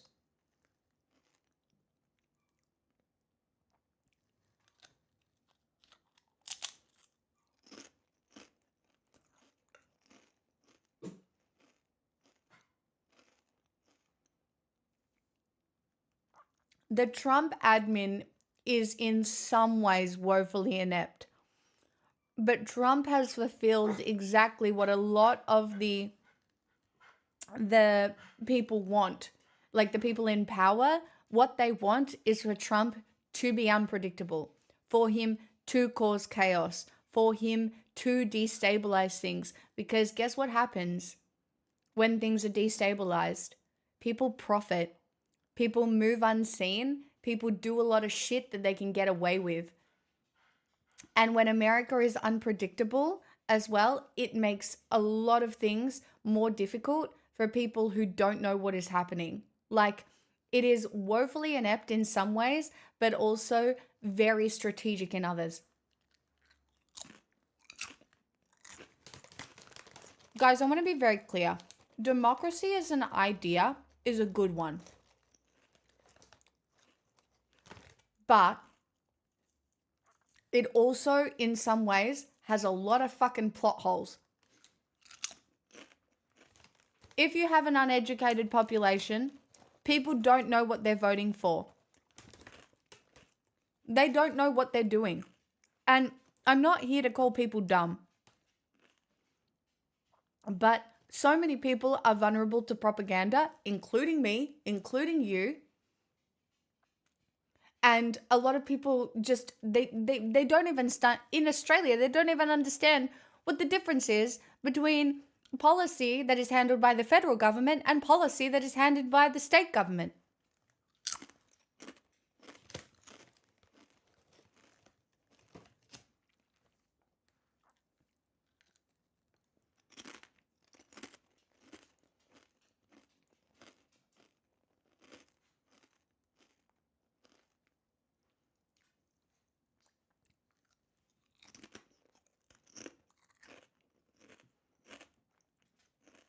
I mean, guys, Louis, you know I agree with you. I am anti-capitalist, guys. I know you're probably like, wow, that's such a surprise. I don't see how that is happening right now, because it's what we're doing. We're not deconstructing capitalism. Right? Power is being hoarded. Wealth is being hoarded. capitalism is like, it's being manipulated by, we're in full crony capitalism now, right? And I think, do you know what feels really gross? And I can understand why people cling to it, right? Is because even though shit has been fucked, during our lifetimes, even though it's been fucked, there has still been a period of relative global stability. Not really, right? But if you are white and privileged and come from a Western country, for most of your lifetime, yep, sure, as a millennial, there has been a global financial crisis, there has been wars, there has been all sorts of things. But economically, even though it's been fucked, we've all been priced out of the housing market, society as itself in the West has remained relatively stable. We've seen a disintegration between the relationship between men and women, for sure. And things are changing. But the letting go of normal and the dream as it was sold it's not even comprehensible for most people.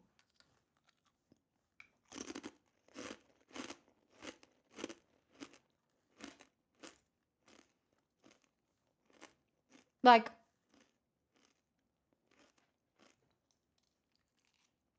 when I think about how much it took me learning to even feel comfortable having a slight political opinion on the internet, I know most people aren't doing that.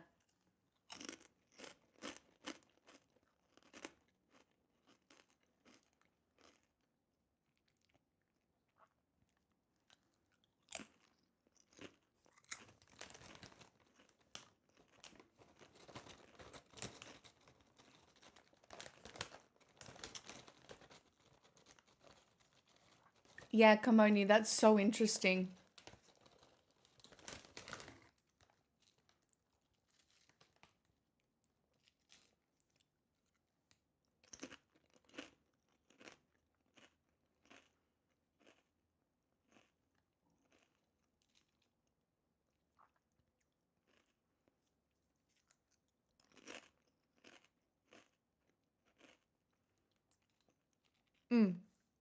I mean, capitalism is intertwined with patriarchy. Completely.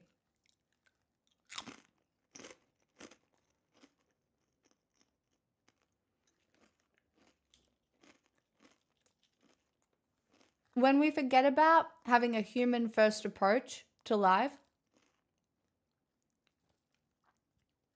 when we use the phrase animals to refer to other humans,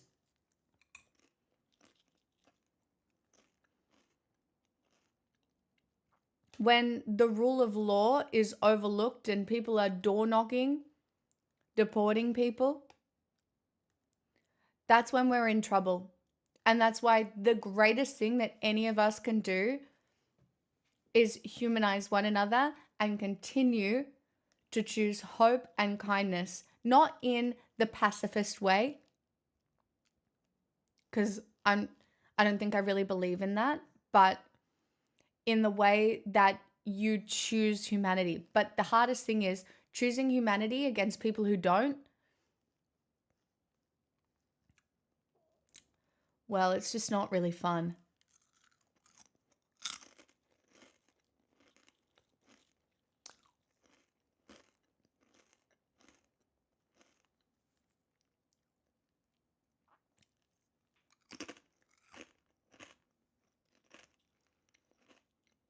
Also, it can be an ugly hope. It is an ugly hope.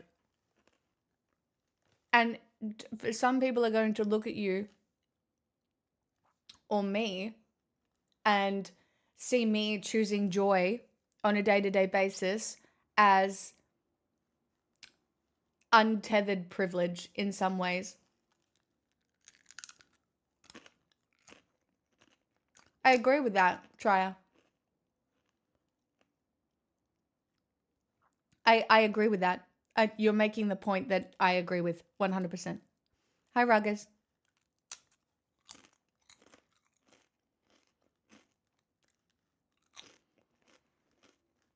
But like being on Twitch has been such a privilege for me because I have spoken to so many people with such varied life experiences. And even if you practice a skill of empathy, right? If you are practicing the skill of empathy only among people with the same life experience, it's still going to be a little rudimentary. Your ability to have empathy rather than sympathy for other people is still going to be a little rudimentary. But through like the blessing of travel and talking to people who have such different life experiences, you can begin to practice empathy on a grander scale, and that's so important.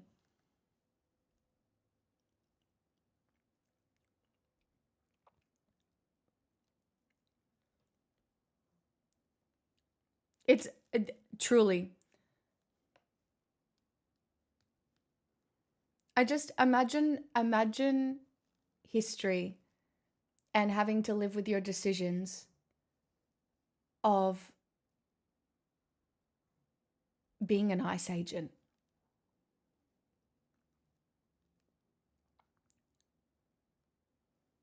That's a hard one to live with.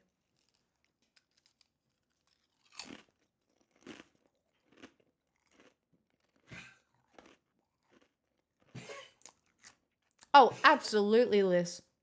I'm not saying that my joy is success and privilege. I'm not even that successful, you guys. I don't have a house. I don't have independent wealth. I don't know what to tell you.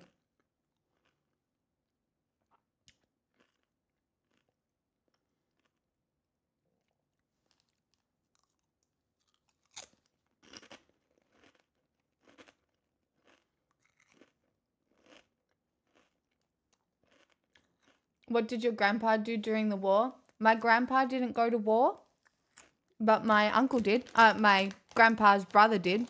I have the medals.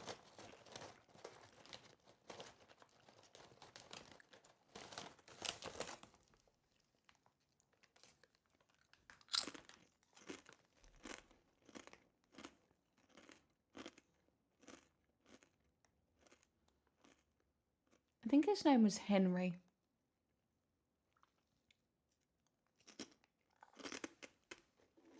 Oh.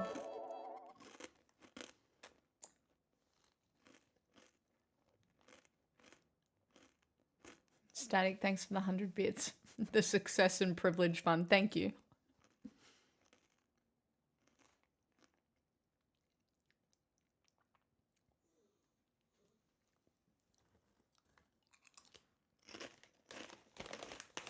If I give Pixel one chip, she's going to love me forever. But it is a little salty and it might make her cough bad. But she's just had her anti-cough pill. So she can have one chip. Because she's 10 and she deserves joy.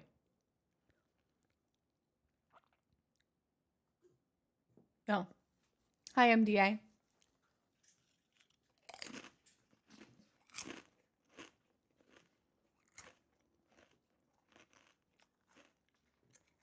Yeah, Randolph, the word is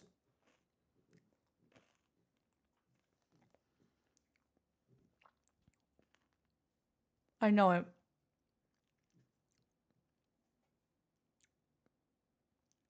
I studied it at uni. I literally can't think of it right now, though. What's the word, chat? No, it's not sunk cost fallacy.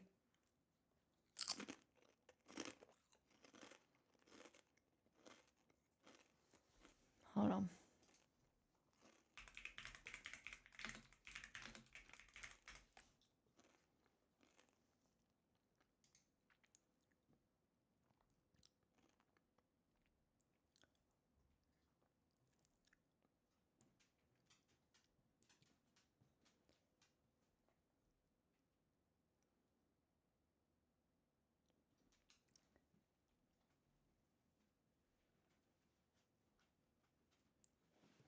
Oh, it's confirmation bias.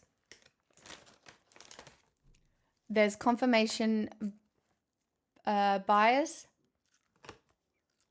Um,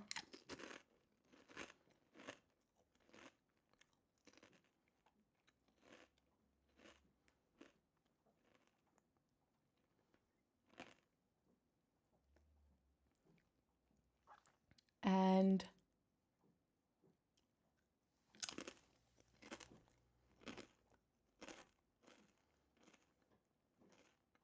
there's so many. I forget about all of these. Sorry, you can look at with me if you want.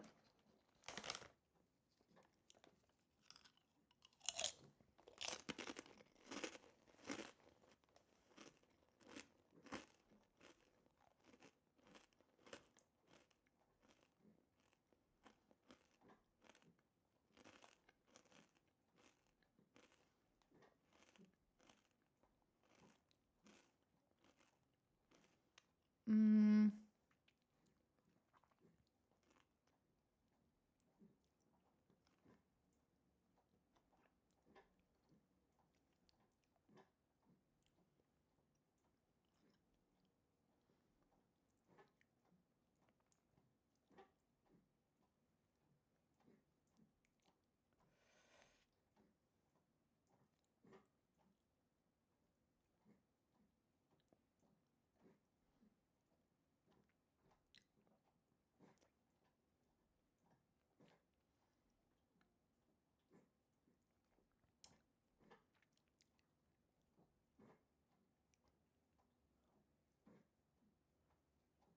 I think it's confirmation bias.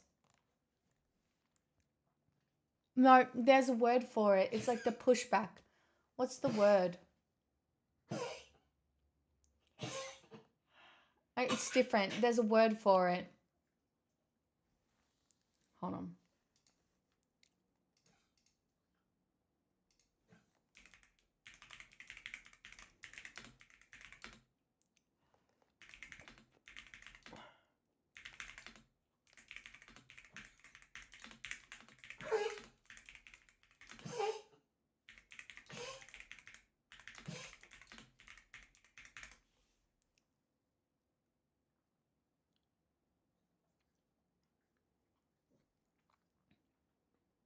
The backfire effect or belief perseverance. It's driven by the underlying mechanisms as cognitive dissonance and confirmation bias. So the specific effect describes when encountering evidence that contradicts a deeply held belief actually causes the person to reject the evidence and double down on their original position, strengthening their belief further. It's the backfire effect. And then belief perseverance. This is the general tendency to cling to one's initial beliefs even after the original basis for those beliefs has been completely discredited or proven false.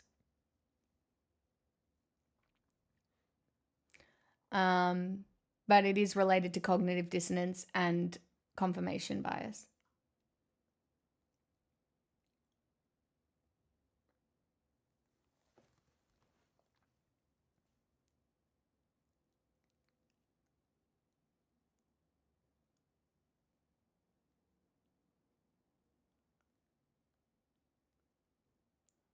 Yeah, Iran is kind of dark at the moment.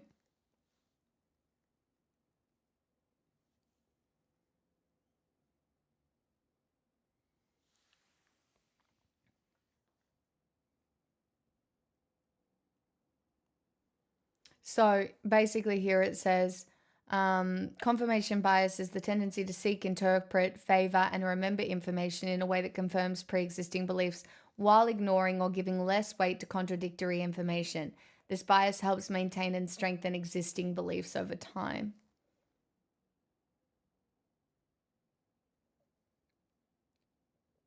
Build their world around it. And it's an uncomfortable thing to have parts of your life shaken that way. Unless you're practiced at doing it.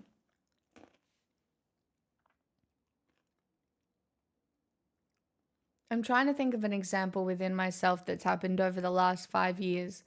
Like, there's definitely a lot of them. But so many little things that I have learned have changed, especially my view on like spouting progressive beliefs as they in a morally superior way.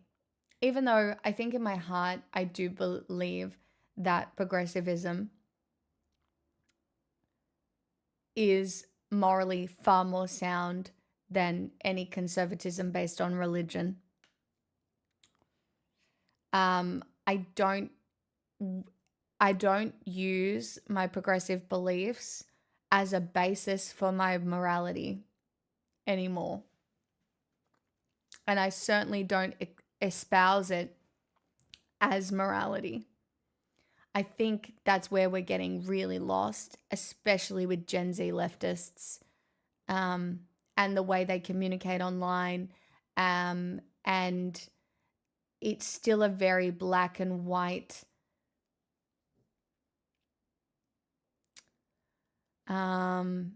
political identity.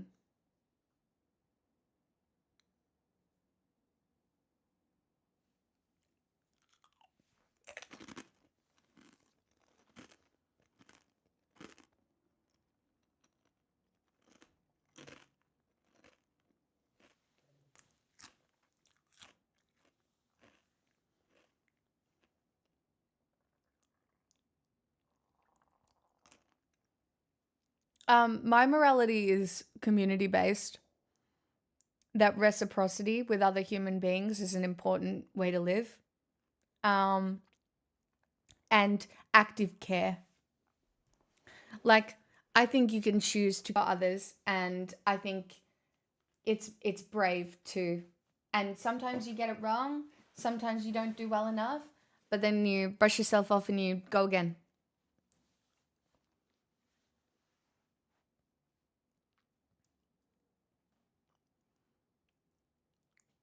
I have gone through periods of apathy, for sure. I've gone through periods of absolutely not giving a fuck and feeling very unhopeful. I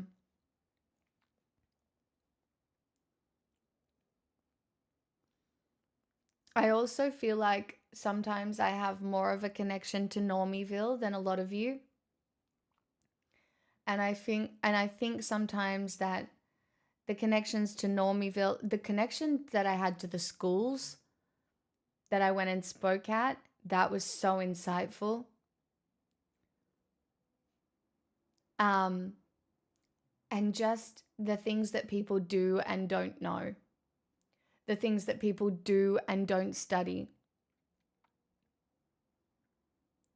Like, the basis of most of those things are very day-to-day task related. It's cooking, it's working out, it's experiencing love, it's trying to find some happiness, and people really don't think about that in a political way. I don't think the way that we think about it, or at least the way my brain thinks about it, is necessarily the norm. I think there's a group of us, but I do not think it's the norm. I don't think people think about politics as much as we think they do.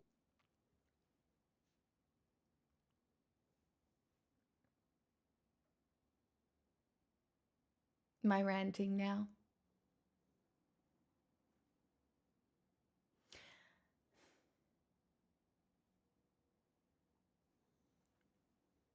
Oh, I mean, the reason I go on walks, Alcerian, is because my dog needs to pee.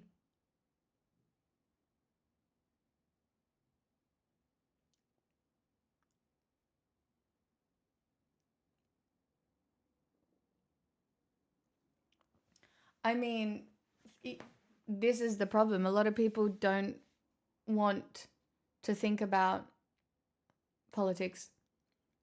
Because again, the skill set to think about politics is outrageous. Not only do you have to have a decent secondary education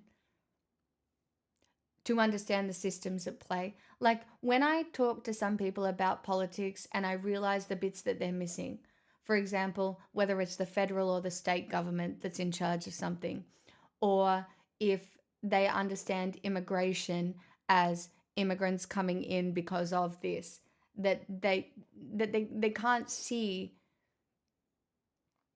they can't see the economic effects of it. They can't see why population growth is important. They can't see the connections. I'm like, there are bits missing in here that you don't even know you're missing.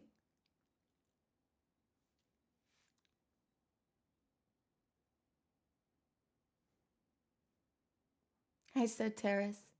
Like, and I think that's where we get lost. And I think sometimes that reasoning and that understanding of people is why some people become accelerationists. Because they're like, we're all going to shit no matter what, because we're not fixing the education system fast enough. We're not doing any of secondary schools, not teach anything like citizenship. To be fair, some schools are really good.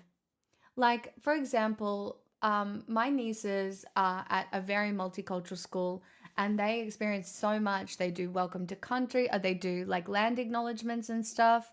You know, they're studying different cultures, they're learning Chinese, or Mandarin. You know, that like there is a lot that is happening. There is movement here. But at the same time, like, there are so many kids that are being left behind. There are so many kids that are being exposed to propaganda on the internet, and it's not good. Again, it's Andrew Tate, it's Asmongold, and like, this is what these young boys are looking up to, because I don't know if you remember being a teenage boy, but you kind of just want to play video games and hang out and have enough money to play video games and hang out. And, you know, maybe occasionally fuck a bitch, you know, that'd be so fucking sick, you know, I could just play video games and hang out and not do much, right? So then they see these older men sitting on Twitch TV saying all of this hateful fucking stuff, but they get to sit there and they're like, oh, they just get to sit there and play fucking video games and fucking chill out. That's fucking great. Like, that's what I want, right? And it's like crack to a teenage boy. You know, what do you mean? I want to speak my mind. I want to speak my mind. My prefrontal cortex hasn't fucking developed yet, but I want to sit here and speak my mind, and I want to be a really dominant man and get bitches. That's right. I'm going to run all of these bitches OnlyFans, and they're all going to love me for it. For what reason? Bro, they're not. They hate you. Because that's how you talk about them.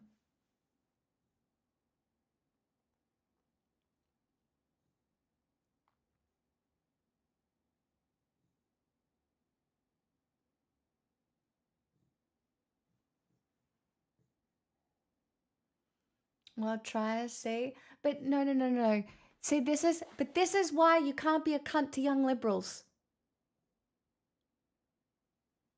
This is why you can't be a cunt to young liberals, because understanding liberalism is part of the path, right? You know, I understand why online leftists get extremely frustrated at liberals. And look, I'm a little bit liberal sometimes. Suck my fucking dick. If you don't understand that people being liberal is somewhere on a timeline to understanding how capitalism has its tiny little fucking tendrils in absolutely everything, you're wrong. People get so impatient. He was 18. The fact that an 18-year-old kid was having liberal takes is better than the fucking... What else could have happened? He could have been like, I'm actually going to go fuck bitches. I'm actually... Yeah. You do understand how much worse that could have been?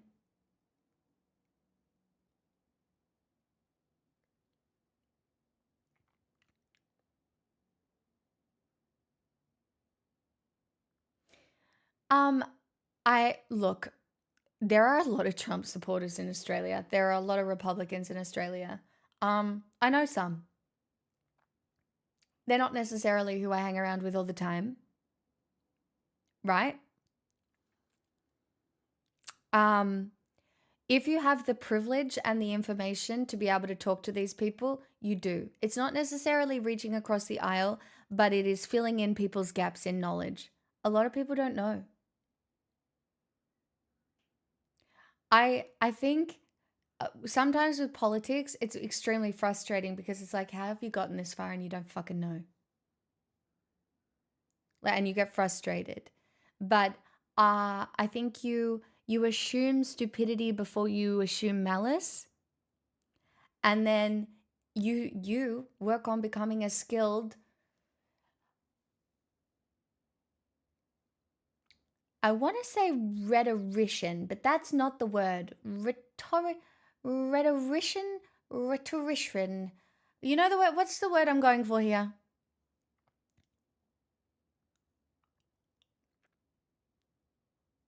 Orator. Rhetoricist? What's the word, chat? I'm stupid. Did I get it right? Is that the word? Anyway, what you do, if you have the privilege to be able to talk to these people, you talk to them.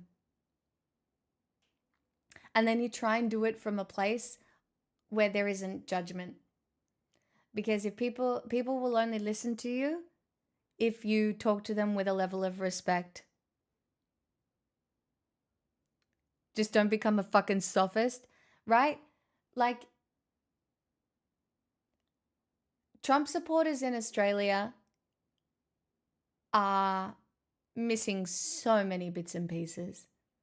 But a lot of it comes down to good old-fashioned anti-immigration racism. And some of the hardest thing is that some of their gripes are fair.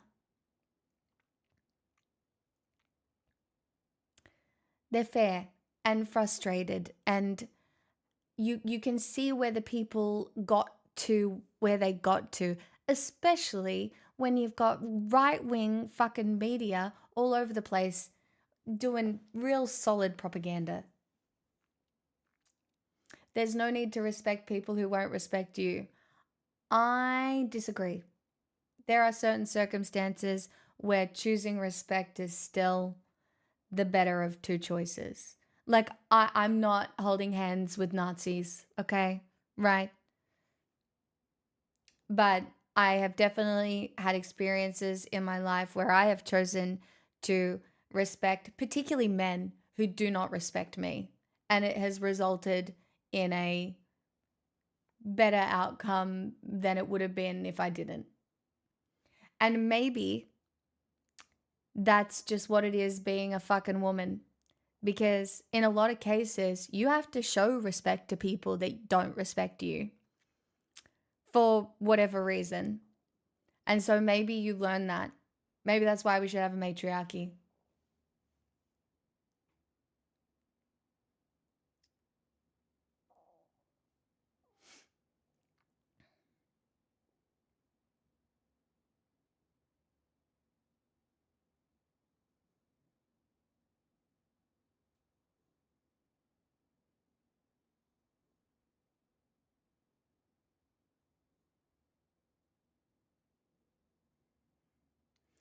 Oh God, Sir Terrace. Ugh, ick.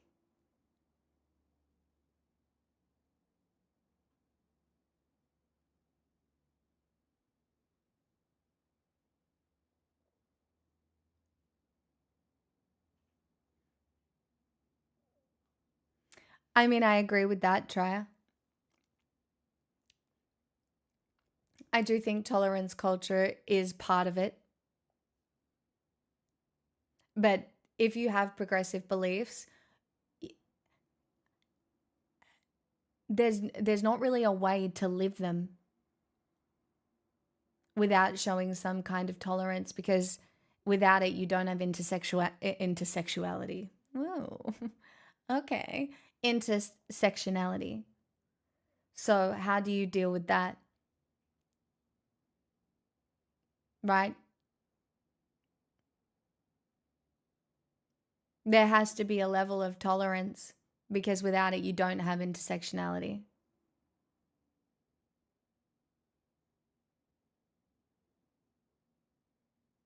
I really think personal psychology motivates this shit more than we ever talk about.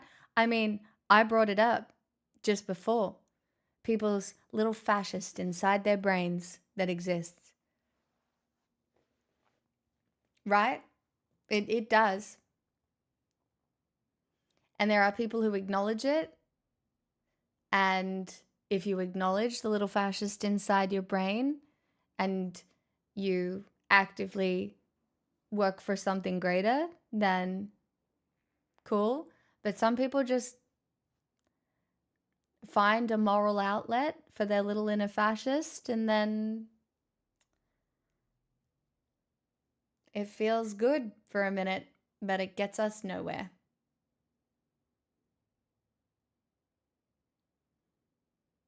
Yeah, sure, the Black Panthers had intersectionality, just not with liberals, for sure, but it's bigger than that.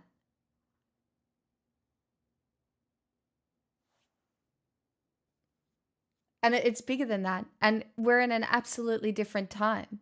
The intersectionality across like a particular area, you could have women, gay people, religious minorities. Like if you want to find a way for a lot of us to live together, like you have to talk to liberals. You can't just you have to talk to liberals. You can't just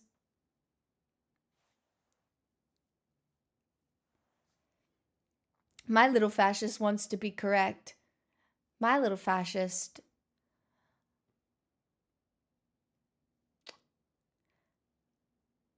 is none of your business.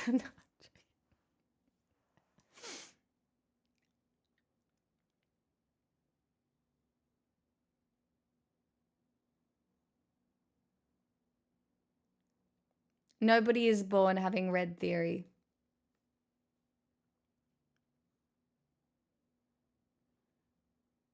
I mean, you're an attorney. You're in the system. My little fascist, friendship is mandatory. I think you should always just be interrogating your own beliefs and trying to grow and make your life better for yourself and then the people around you. Put your own oxygen mask on first and then go about it. I don't give a fuck. My Little Fascist, a great children's book. I should write it. Maybe I could write My Little Fascist. It's like My Little Pony, but it's like My Little Fascist. And I talk about how to deal with your own little inner fascist, all right? It is the year of the horse. You know?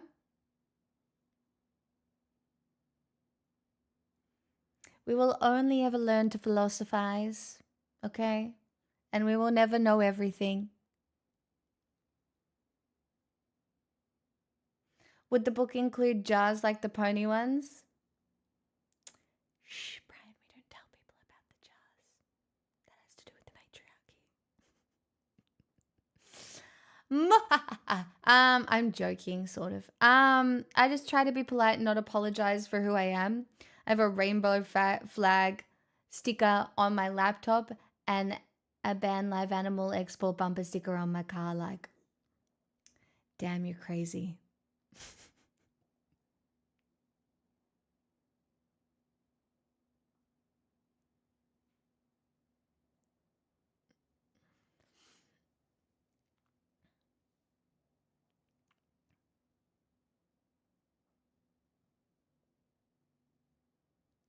What did everybody do today, chat? What'd you get up to?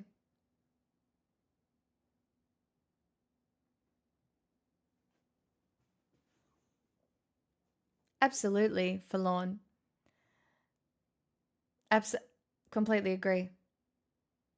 That's why I do believe I'm not a pacifist. I think if you're in America and on the left, you should have a gun. And you should know how to use it.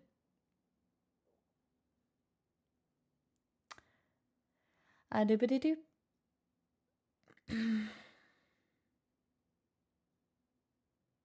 Lazy Sunday did fuck all. Delightful. Sleeping and 3D modeling. Fun. Tutored, talked with my mum, sat around. Delightful. Cleared some things cluttering my dresser. Fun. It's giving Sunday vibes. When's the gun range stream? Well, I've never been to one. I've never shot a gun.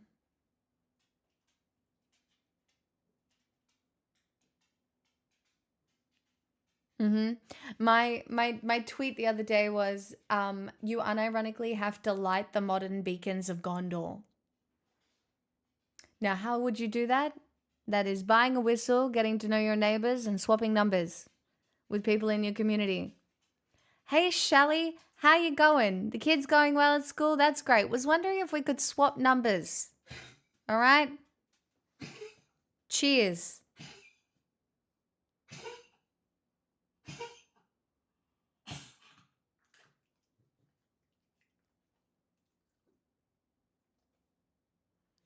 Fuck, Half Deck, that's bullshit. You the girl who sneezes? Jesus Christ. I do sneeze sometimes. I haven't in a long time though because my allergies kind of fixed. Sorry about that. But yeah, you enjoy that video, bro. I want your ad revenue.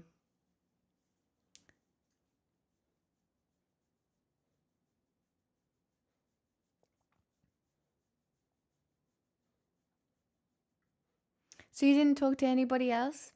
You didn't even go buy lunch or anything? When does school go back?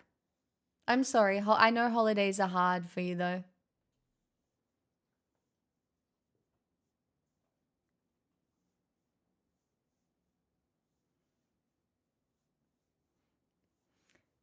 I love that occasionally I will get on a YouTube stream just the occasional sneeze fetishist. And we've only ever had one move over into Twitch chat. Guys, it's an entry point. It's an educational entry point. No! Sir Terrace, I have already decided that if I was going to be a representative of a particular fetish community, sneezing's really not that bad. You know? They're a little bit weird, but they're not that bad. You know, there's worse ones. Like, it could have been so much worse. I'm fine with this. It's not my fault. I have a good sneeze. You know, some of us were blessed with other things, and I got the good sneeze. You can pay $14.99, I think it is, right here on Twitch for a sneeze, unironically.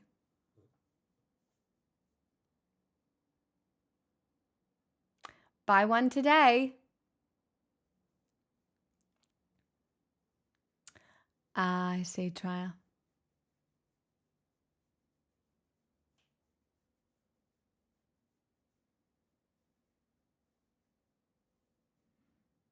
I feel like it wasn't the quality as much as it was the quantity in the past. Forlorn, don't bring that up, but you're not wrong. I don't think they're your allies. How do you know?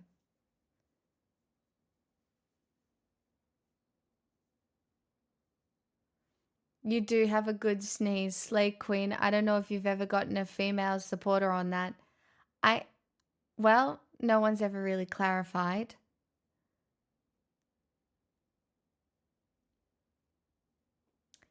I think it's usually the men. But that is an assumption because no one has ever, well, clarified.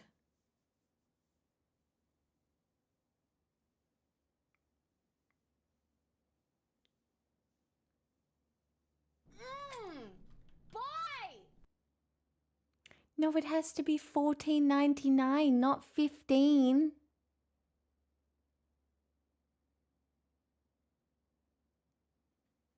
You got scammed. You got scammed.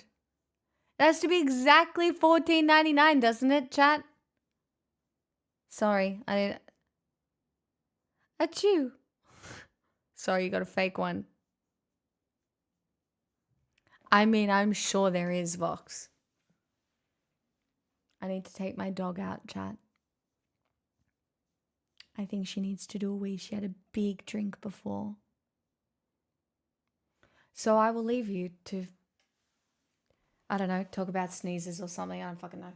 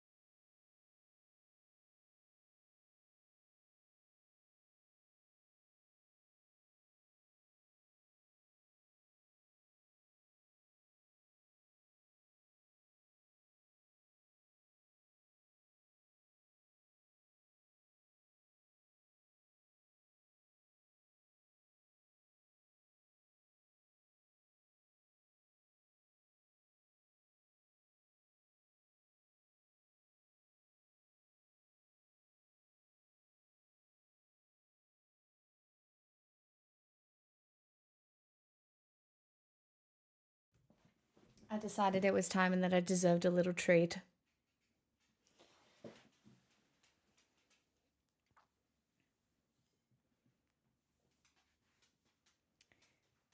Wait a goddamn second, there are only 6 episodes of Heated Rivalry. How very freaking dare they? What am I going to watch now? Yeah, sorry. Did you not know that? Yeah, we're all just sitting here waiting for season 2. You could go read the books if you want. Oh my god, this is so funny. Lol, you're funny. I'm a female who enjoys your sneezing. Wait, I love this. Hold on. Wait, I didn't know I would break into the female sneeze appreciator fetish community. Hold on. Have you ever tried using a tissue to induce them, like sticking the corner up your nose, a twisted COVID test tissue? It'd be cute. I sneezed personally for you, baby.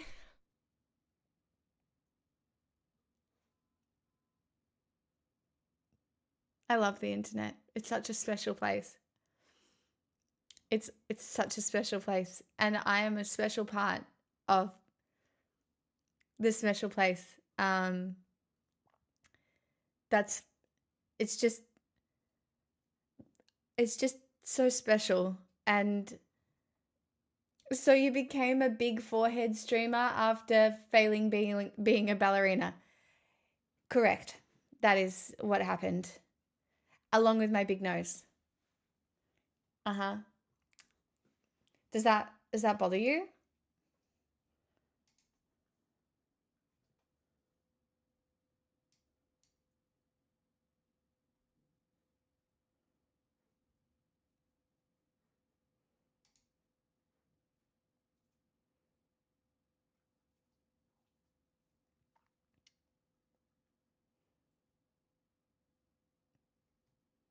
Thank you for the donos.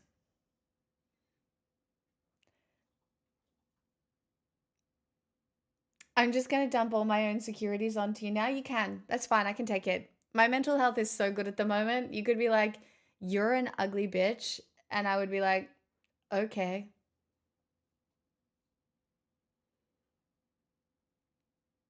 People pay me to sneeze. Sorry. Happy Monday, everybody. Are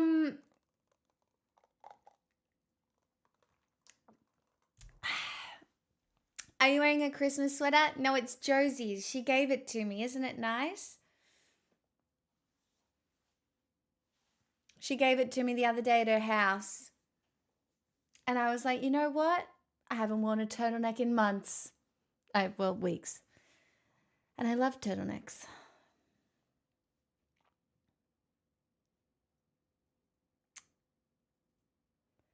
I know that person is really grumpy at me for some reason and yet has returned. Probably because I'm pretty and funny. Right?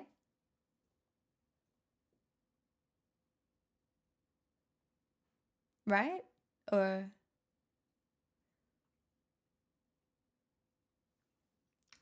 oh well.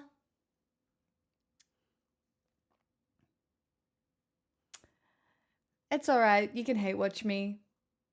It seems like a really... if you are hate watching me, it seems like a very odd use of your time, though.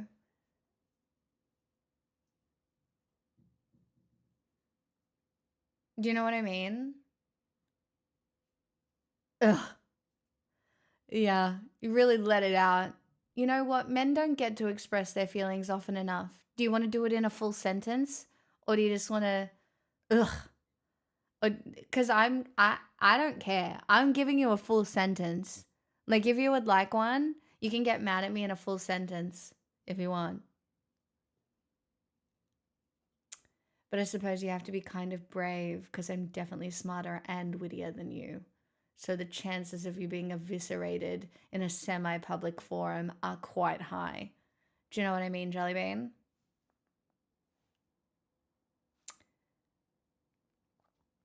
Is he a risk taker?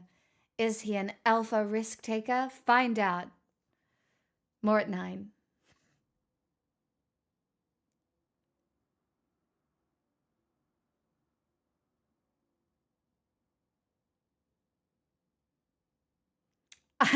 I'm out, Louis.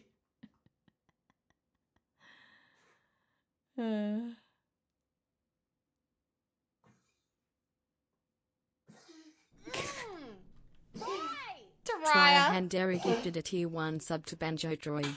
They have given 2,765 gift subs in the channel. Stop it. Vituperate gifted a tier 1 sub to Eviscerated. Guys, don't They give have money given to a woman in 36 front gift of subs in the haters. channel. Oh my god, YouTube. Hey, baby girl.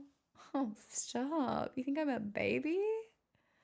Damn. That Botox is going hard. Playing Dota today? Diggy, I am going to play Dota today, except offline, after I'm done with you.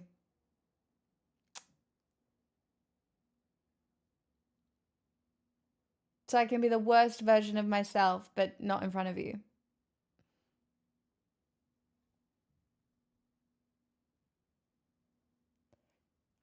That wasn't very nice. I'm feeling kind of bitchy now. You're all at risk. Take off your bra. Marco, baby. That's so hot. Good job. Incredible. I don't think I've met anybody more dominant than you. I feel, wow. Geez, that is something special. No notes. I'm wishing you so much success on your future endeavors.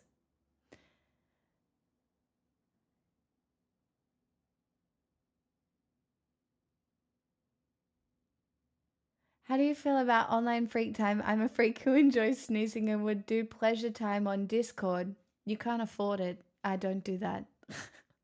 Wait, how much? Like, are you a billionaire? If you are a billionaire, I will sneeze for you on Discord. I have a price. there is a number. The number is extremely high. But I do think for just sneezing, I think my dignity could go out the window for a sneeze. Oh, what a time for a hype train. This is a full Hi, house Cobble. deposit, so What's better than being eviscerated? Being eviscer 81. Wow, case 81 months. Sir Terrace gifted a tier 1 sub to Older. Choo choo, motherfuckers. That's right. This is going to be a completely normal hype train, I'm sure. Nah, I'm broke. Then that's a you problem. So Terrace, thank you for gifting I order. I have a price, Pixel's little fascist. That's right. I do have a price. And the price... Is hate donating a thing? I do think people hate donate. I actually think there's multiple people that have hate donated. There have been people that have donated to be mean to me, for sure. Babstove gifted a tier 1 sub to Catboy. They have given 43 gift subs in the channel. Oh, Babstove, that's nice. And after you let him out of the dungeon and everything. Just extra chains. You keep slaying, Queen? I will. This is a Thank you so full-blown much. house deposit, Oh, so- Vituperate. Kicking us over the edge of level 1. That's right. We've now reached level 2. A nothing level where nothing happens. Only level 4 does something happen. And it's not sneezing for anyone playing along at home.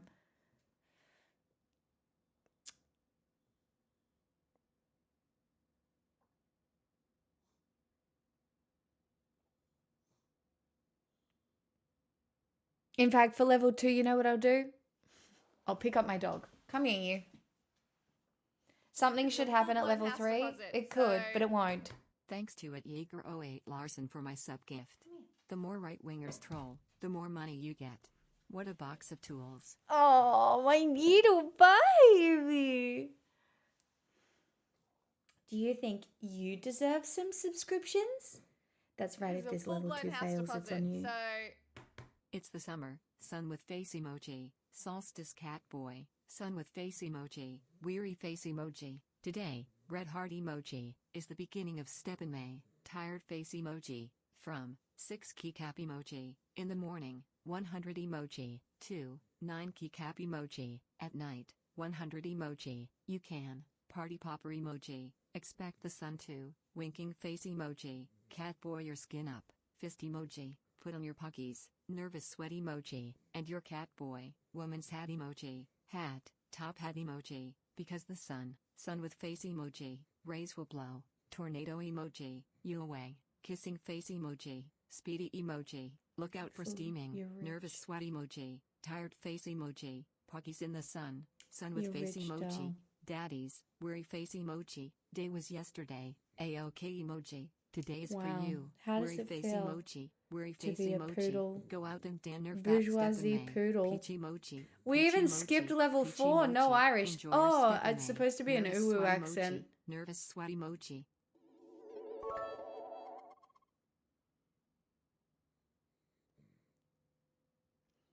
Guys, it's not a cold. Can't believe we made it Just through tell that everybody it's a cold when resub. they first come Thanks, in. You scare 'em off. It's Brotein. Community, guys. Community. Keep it casual. Fuck.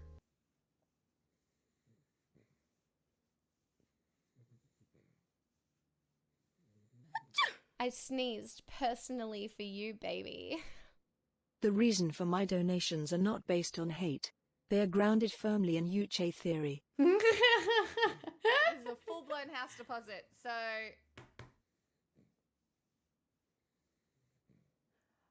Pixel, what if I just started talking in an Irish accent anyway? Do you know what I mean? They skipped level 4, but I'm feeling particularly devilish, and I could just do an Irish accent for fun. You know? Because people do tend to like it. I can't believe... Do you know how popular you are on the internet? You don't, do you? That's so crazy. Scatter. Oh, you don't like my Irish accent? That's so rude. I mean, maybe it just keeps going. Thank you for serving your purpose. What a good dog. That's right. You're such a good dog. My mute button is broken. Oh, that's so unfortunate for you. Now we're all hate watchers. Stop it.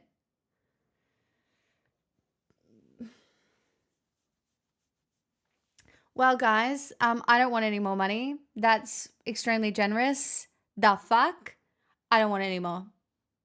It's disgusting. How dare you cover me in capitalism? Bye! Strawman Me Bro gifted a tier 1 sub to I Sneezed Pepper. They have given 654 gift subs in the channel. Well, yeah, This is a full-blown house deposit, so... I somehow have a 6-month sub anniversary and have never subbed. The universe just thinks you'd like me. Debug shashashay. That's not how I say that, is it? Debag shaggy. Debag shaggy. I don't even know. I know you haven't been here because I don't know how to say your name. Strawman, lol. Maybe you just got a lot of presents. Bashois? Bashois. Debag schwa? Debag schwa? That's fancy. I'm still getting it wrong, aren't I?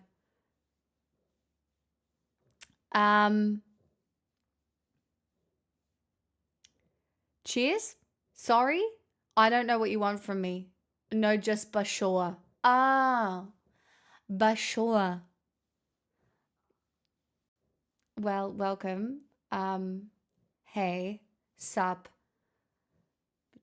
Could you like it here? Can I scam you into sticking around? Probably not. I don't know. Look at my dog. Isn't she so cute? Mwah. Okay, hop down.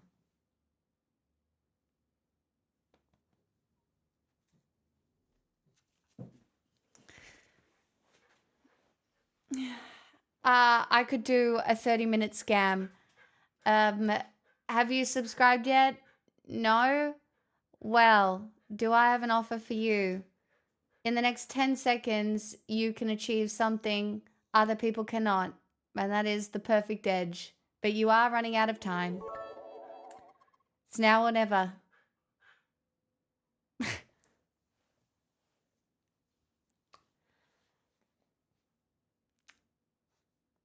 You could search the world Saint and Canary. never You're like find me. such a goop.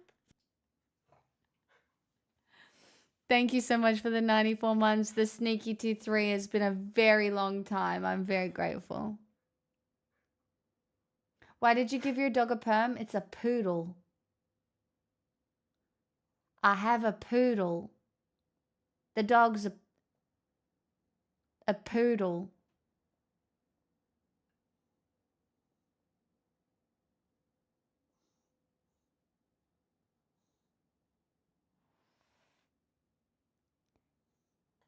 I have never seen a corded poodle. What's wrong? She is so done with me streaming tonight. It's so funny. She's just not used to it. She's like, what do you mean? Why are you doing this? Careful you don't step in a poodle when it rains cats and... That's a terrible joke. Honestly.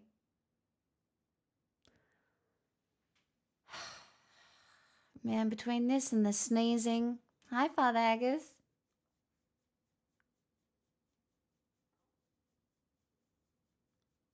My mum's dog will announce she's been on the phone long enough. He can go in and out of the backyard at Willie, just decides she's talked enough.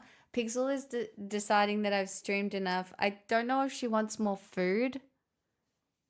Pixel, are you actually still hungry? Do you want more dinner? This is insane. But she didn't eat a lot of breakfast, so it's also valid. Okay, you can... Alright, fine, but it's late, like, girl.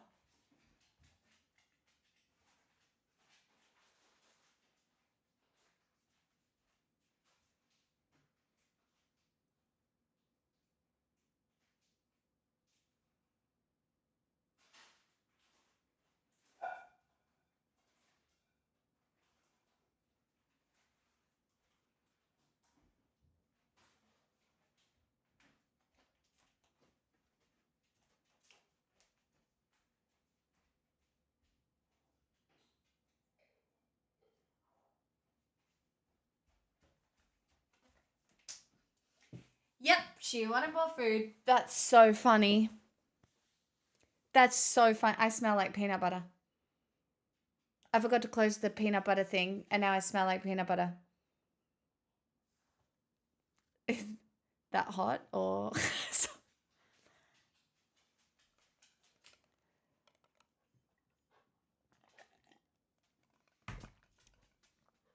Because I wrap her pills in peanut butter to get her to eat them. And then obviously when I was out there, I forgot to put the lid on. But then after I gave her the peanut butter pill, well, the pill in peanut butter, I washed my hands afterwards so it didn't smell like peanut butter. But because I forgot to put the lid back on, I put it back on when I was out there. And now I smell like peanut butter.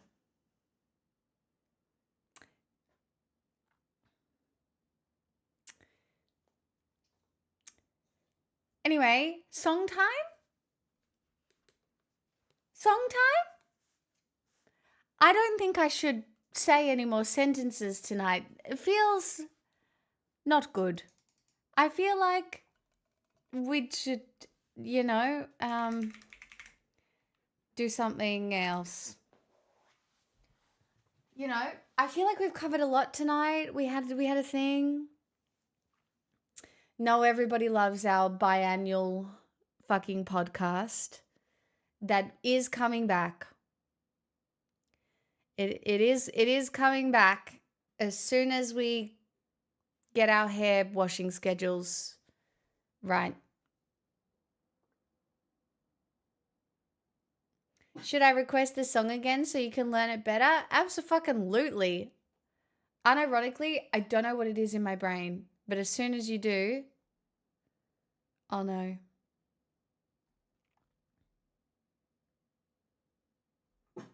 Which will come first, GTA 6 or Girl Dozer? It's yet to be seen.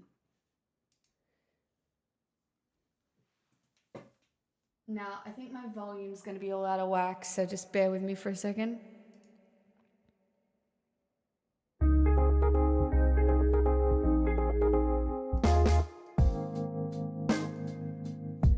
Thought I was done with this feeling. Really thought you could be him. Thought I was safe.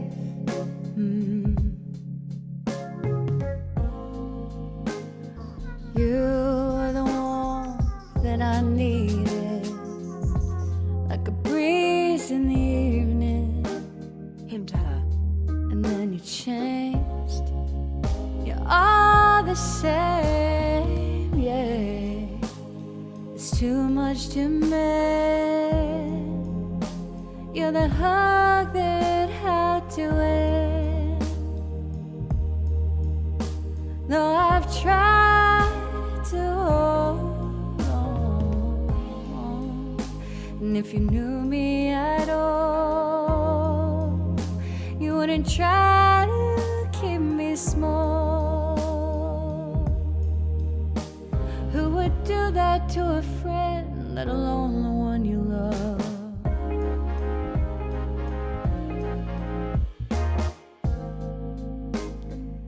And any choice you had worth making, I'd push you to take it.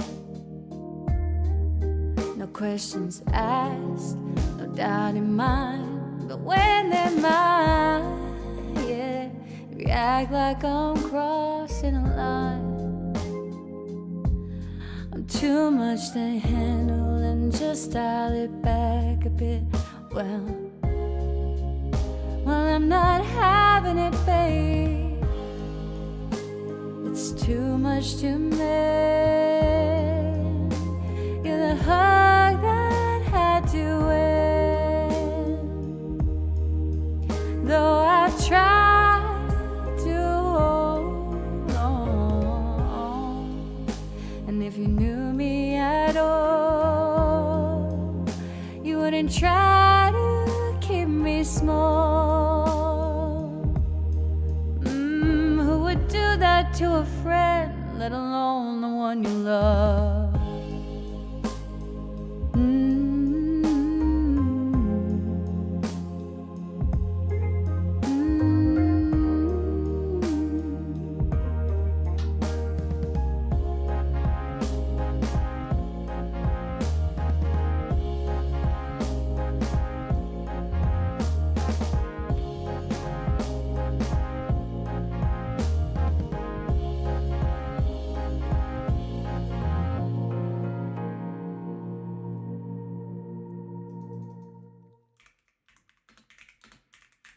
Thanks to the Roses, Evan, Sanguinary, Soteris, Paul, Bidens. Thanks, guys. Now, this is one I learned yesterday. Do I remember any of it?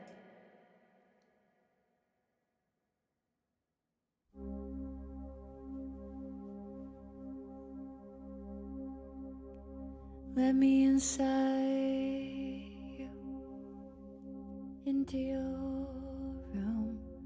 I've heard it's like with the things you don't show.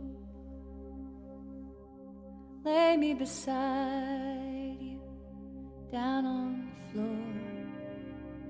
Having your lover run the womb to the tomb. I dress as your daughter when the moon comes round. You'll be my mother when everything's gone.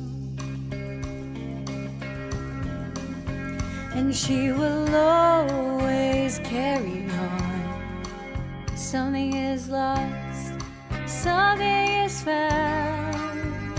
And they will keep on speaking your name. Some things change, some stay the same. Keep beckoning to me from behind that closed door. The maid and the mother and the crone that's grown old. I hear your voice coming out of that hole. I listen to you and I want some more. I listen to you some more. And she will always carry on. Something is lost and something is found. They will keep on speaking her name. Some things change, some stay the same. She will always carry on. Something is lost, something is found. They will keep on speaking her name. Some things change, some stay the same.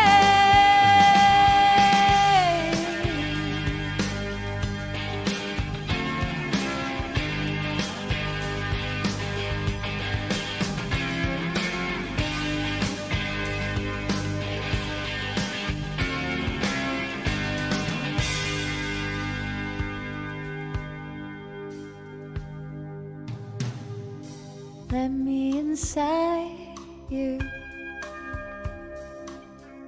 into your room. I've heard this line with the things you don't show. Lay me beside you, down on the floor. I've been your lover, from the womb to the tomb. I dress as your daughter when the moon becomes around. You'll be my mother when everything's gone. And she will always carry on. Something is lost, but something is found. They will keep on speaking her name. Some things change, some stay the same. And she will always carry on. Something is lost, but something is found. They will keep on speaking her name.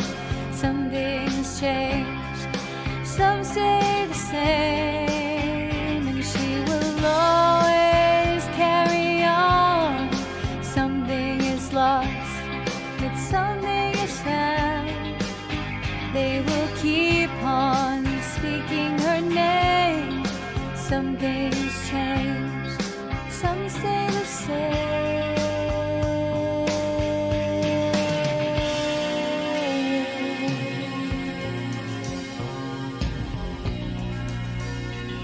I feel like I remembered it all right. Like, I think I got it kind of wrong at the start, but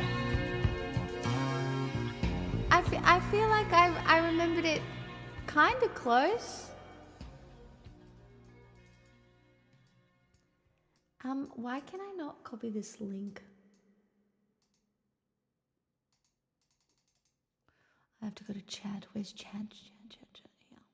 Yeah. The fuck? Thank you for the 10,000 bits. Hold. You did a great job. Aww.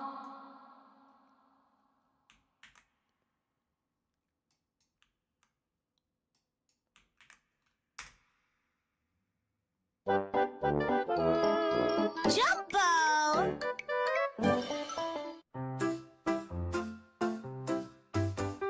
Ducky flappy wings go flap, flap, flap, zooming around with a map in his cap, over the pond and into the sky. Do you know what? Unironically, I think I have done this before.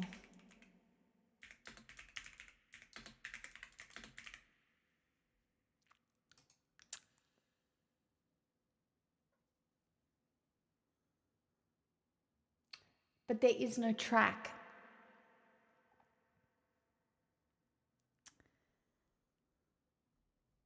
So how did I sing it?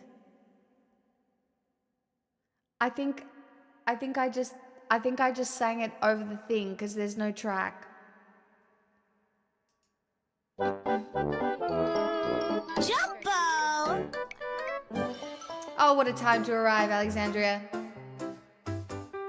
Ducky flappy wings go flap, flap, flap, swimming round the back of his cap, in pond and into the sky, chasing clouds as they float by. He flaps with joy and a tiny blur, dancing with the breeze. Yes, sir, he loops and spins and dives so low, and thanks to the pond, gentle glow.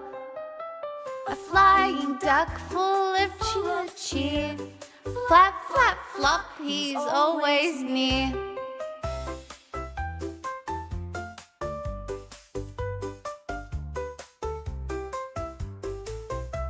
Anyway, the link that you did send me of that one was 44 minutes long. But I don't know if I can do the Ducky Flap Flap Flap song for 44 minutes. If you would like to pick another song to go along with Ducky Ducky Flap Flap Flop, you are more than welcome to. Alexandria, how was your stream? Do you, Alexandria, have a favorite song? It's you. You like Taylor Swift, right? Or am I dreaming? I can't remember. In my Rolodex in my head, I think you like Taylor Swift. Please tell me if I'm wrong. Can I remember the song that you picked? No. But in my head, is that not you? It could be. I don't know. It was fun. Hope yours is going out. Yes, I love Taylor Swift. I knew it. Oh my God, look at me. I have a brain. Let's do. This is my new favorite one to sing, okay? This is my new favorite one to sing. Ask me why. I don't know why. It's just the lyrics are fun. No, not that track, this one. Go get a nap, Sir Terrace. I hope you have the best sleep.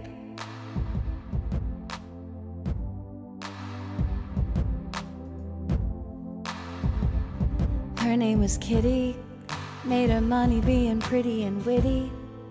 They gave her the keys to this city, then they said she didn't do it legitly. Oh, I bought a ticket. She's dancing in her garters and fishnets. 50 in the cast, 0 missteps. Looking back, I guess it was kismet. I waited by the stage door, packed in with the autograph, found the bucket her name, then glowing at the end of a cigarette while she came out. I said, you live in my dream. Then she said to me, hey, thank you for the lovely bouquet. You're sweeter than a peach, but you don't know the life of a showgirl, babe. And you're never ever gonna wait. The more you play, the more that you pay. You're softer than a kitten, so you don't know the life of a showgirl, babe. And you're never gonna wanna. She was a menace, the baby of the family in Lennox. Her father hauled her around like old men did. Her mother took pills and played tennis. So she waited by the stage door, asked the club promoter arrive. She said, I'd sell my soul to have a taste of the magnificent life that's all mine. But that's not what showgirls get. They leave us for dead. Hey, thank you for the lovely bouquet.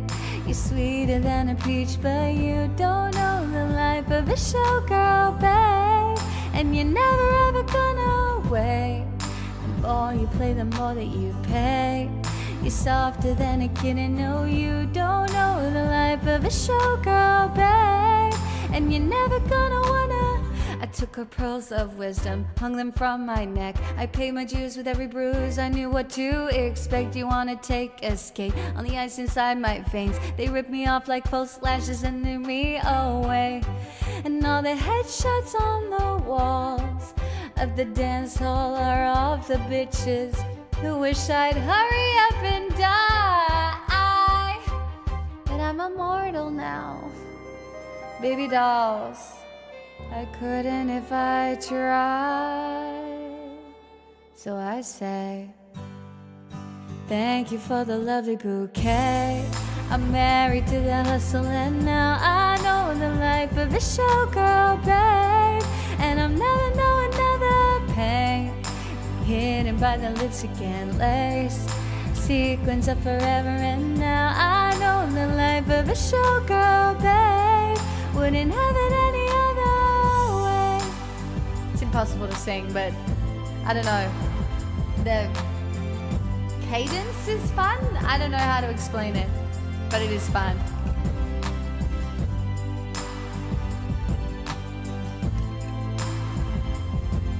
Na, na, na, na, na, da, da.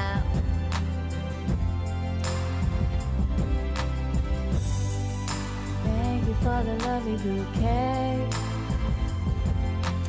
I'm sorry, what procedure is a limbo lavish lobotomy? Well, let me just explain to you.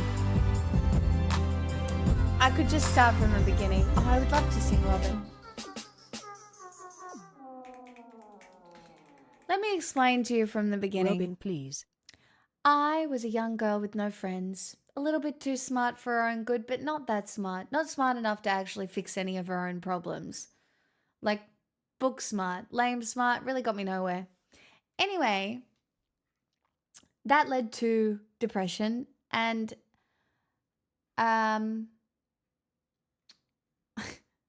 I now joke about lobotomies because I do think through certain activities I've participated in my life, I have destroyed a few of my brain cells, and I think I got happier.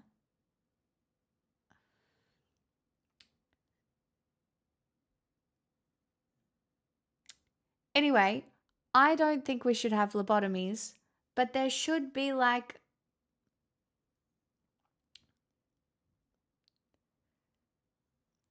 there should be an option. But not like a bad option, just like, you know? I swear to God, I'm not that smart. There are so many people who are just so much smarter than me, but I had a hard time in my brain. Anyway, it's actually just a joke. I don't know why I took that so seriously. It's just a joke. It's like, please give me money because this is my job and I like to pay rent, but in like a cute, fun way. And if I got a little bit of a lobotomy, then I think I'm funnier.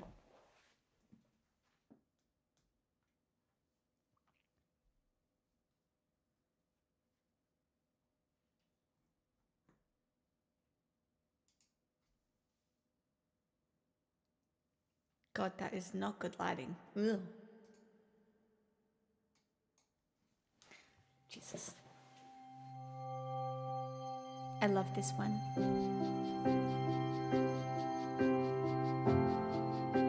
I think about my nieces when I sing this song.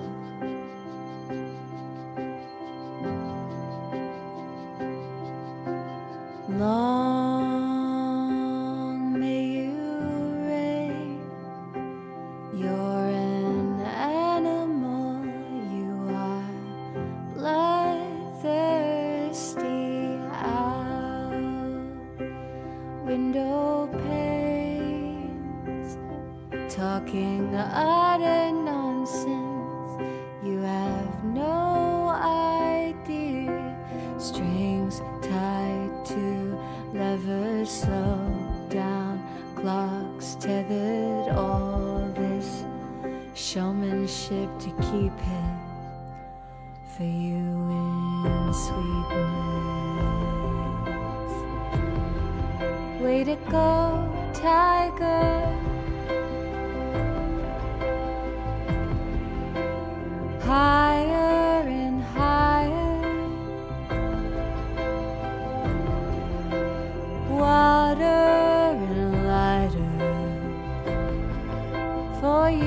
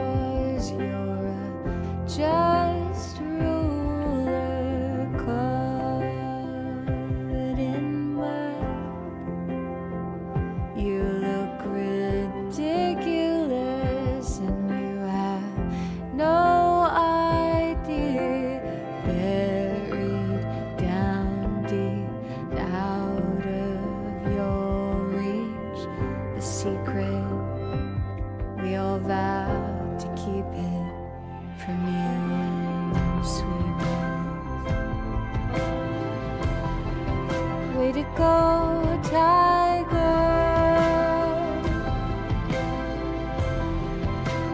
Higher and higher, wilder and lighter for you. You got the dragonflies above your bed. You have your favorite spot on the swing set. You have no room in your dreams for regrets. You have no idea. The time will arrive for the cruel and the mean. You'll learn to bounce back like your trampoline. But now we'll curtail your curiosity in sweetness. Way to go, tiger.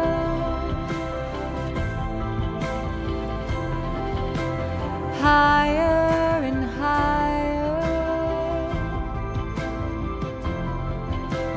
wilder and lighter for you.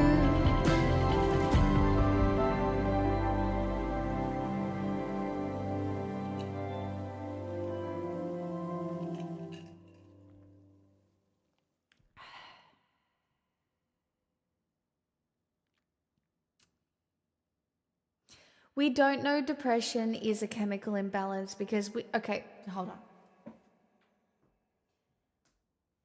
We don't know how antidepressants work. We know the way that they function sometimes, but we have no idea of what a healthy brain looks like. We do not have a chemically balanced brain, a perfectly chemically balanced brain. We don't know what that looks like. So there are some things that we can go, yes, there is something wrong. We know what it is, but we don't know exactly what a chemically balanced brain looks like, right? But there are so many things that can lead to depression. I need to be so real. Since I have had a better digestive system, I am happier. Life is easier to live. Since I'm not in pain, I am happier. It is easier to live. Having my basic needs met, I am happier. It is easier to live. Being able to find some semblance of meaning in this job, I am happier. It is easier to live. Those are privileges. Having access to healthcare, being able to afford shampoo and conditioner, privileges, makes it much easier for me to live. Like my depression when I was younger came from a whole range of different things. But it's been so interesting as I've gotten older and built better habits that it has snowballed a better brain. Now, that being said, I'm still fucking mentally deranged sometimes, and I want to be very clear about that. That's all. But on a general scale, over the course of a year, I am happier year by year. I don't know when that will peak and it'll go back down again. I assume at some point. But depression isn't just one thing.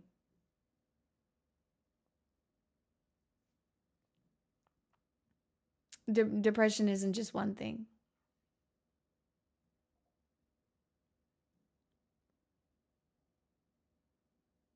I'm glad you had people around you, just Sanger.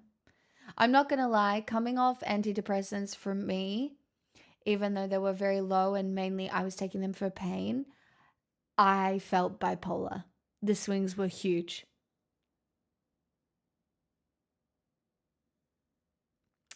I don't know if my brain will ever be the same after being on those meds for as long as I was. But there has been some level of stabilization. So, for now. See if my health holds out, you know. I'm not very good at handling stress still. We've got some work to do there, but...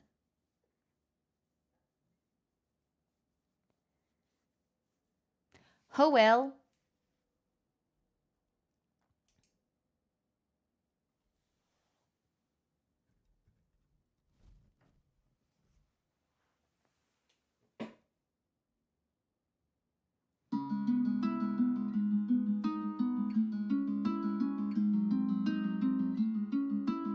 Absolutely, Babstip. Even now, I don't know when you let go or when it slipped away. At my house, for hands at the piano, you sure know how to play. I never asked for love, no diamond ring. You let yourself in, and then you weren't allowed to come around and throw my heart about, to turn me on just to turn me down. And everything's unspoken now. I'm out, the silence is so loud. A month ago, you had me under covers, butterflies in bed. No, I won't phone, 'cause we went straight to lovers, so we can't even talk as friends. I never asked for love, no diamond ring. You let yourself in, and then you weren't allowed to come around and throw my heart about, to turn me on just to turn me down. And everything's unspoken now. I'm out, the silence is so loud. The silence is so loud. The silence is so loud. And everything's unspoken now. I'm out, the silence is so loud.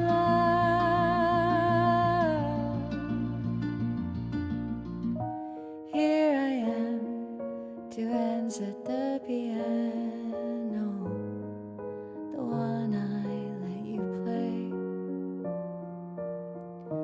I understand if you change your mind about me, but all you had to do was say.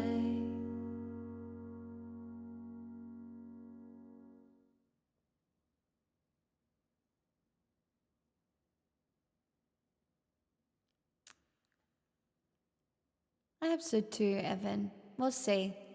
I'm pushing it the next couple of weeks. I didn't realize all the events would be in such quick succession. We're gonna have to be careful with the over socialization or belated nature of the next 2 weeks, but that's okay. Hi, BA.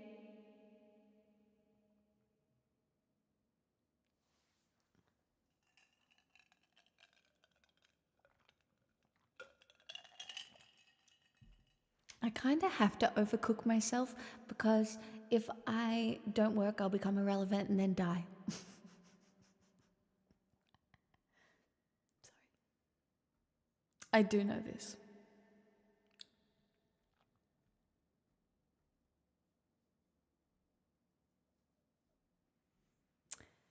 It's the same aspect for everybody though, you know?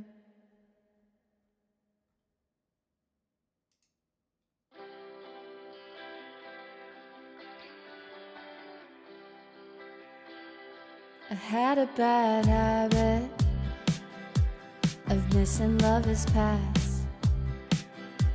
My brother used to call it eating out the trash. It's never gonna last. Thought my house was on it. I used to live with ghosts and all the perfect couples said when you know, you know, and when you don't, you don't.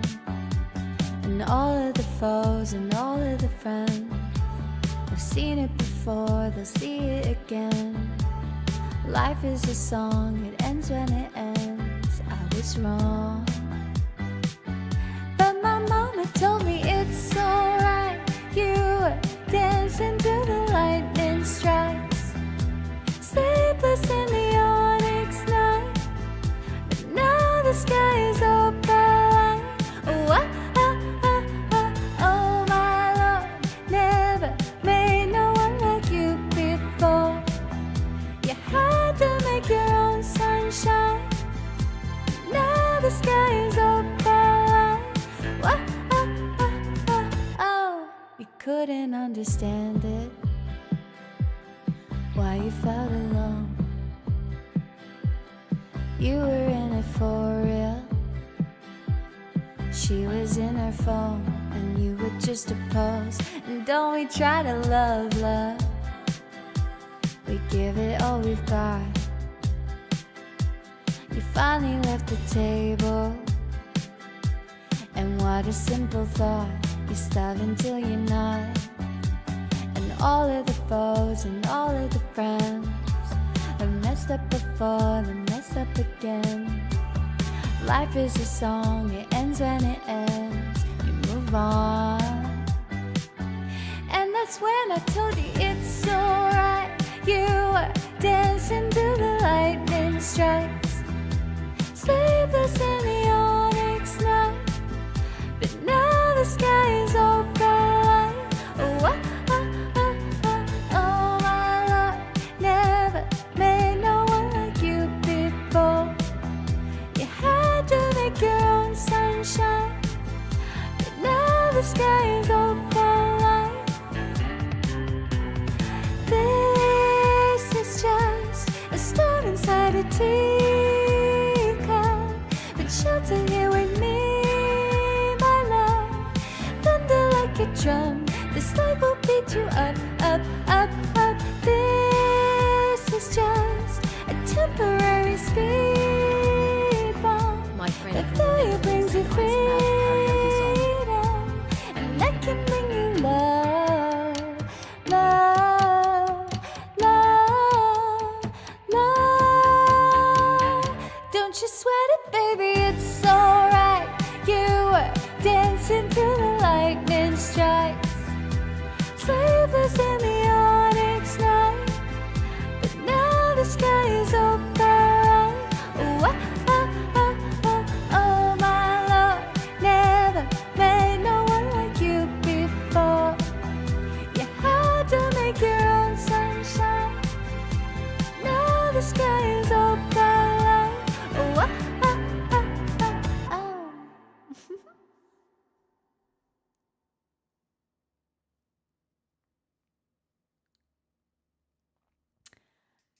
It's okay. I'm fine to be people's side twitch. Oh my god, I would love to sing this for you. This will be my last song tonight, guys, because I'm fucking hungry. I need to go cook dinner.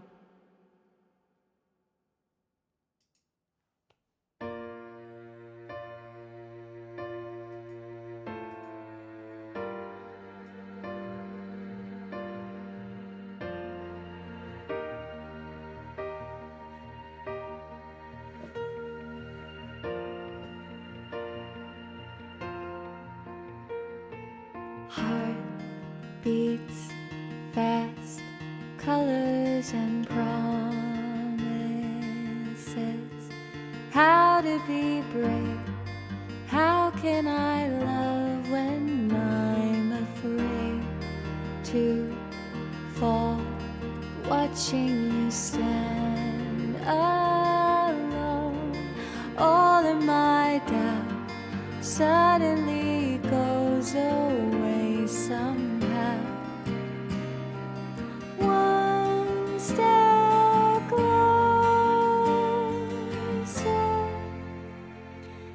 I've died every day waiting for you. Darling, don't be afraid. I have loved you for 1,000 years. I'll love you for 1,000 more.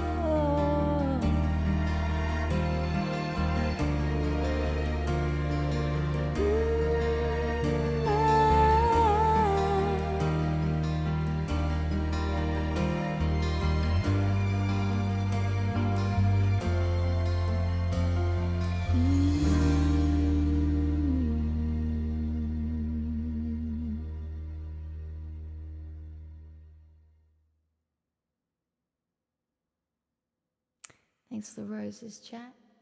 And the kind words. Don't worry, Alarin. I'm not mad at you. Truly, I don't need to be anybody's main Twitch. I'm some people's main Twitch. But I'm happy to be a side Twitch. I can't be everybody's favorite, you know. That would be a lot of pressure.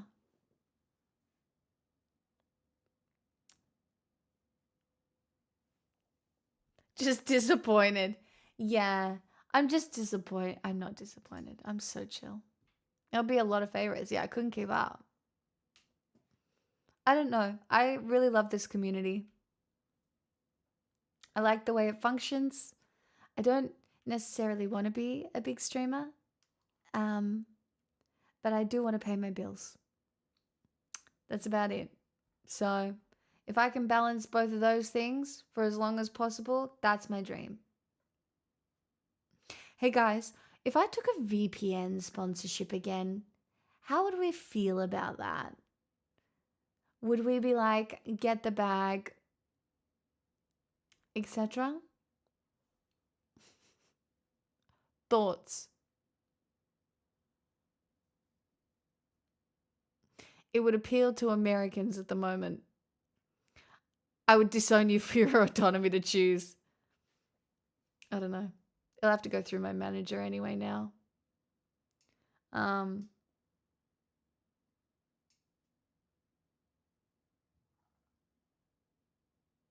Seems logical. Oh yeah, there'd be a discount for sure.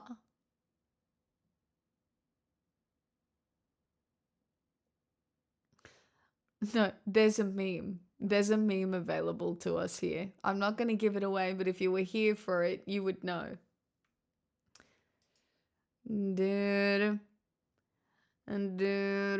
Anyway, I'll just see. Hold on. Anyway. What am I doing? Who's on?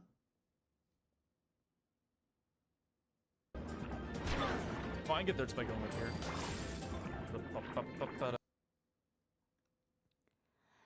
It's alright, you were dancing through the lightning strikes, sleepless in the onyx night, but now the sky is open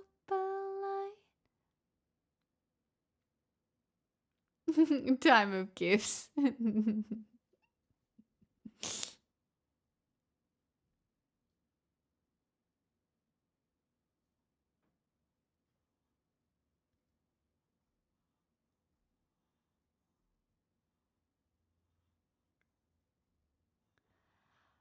Um,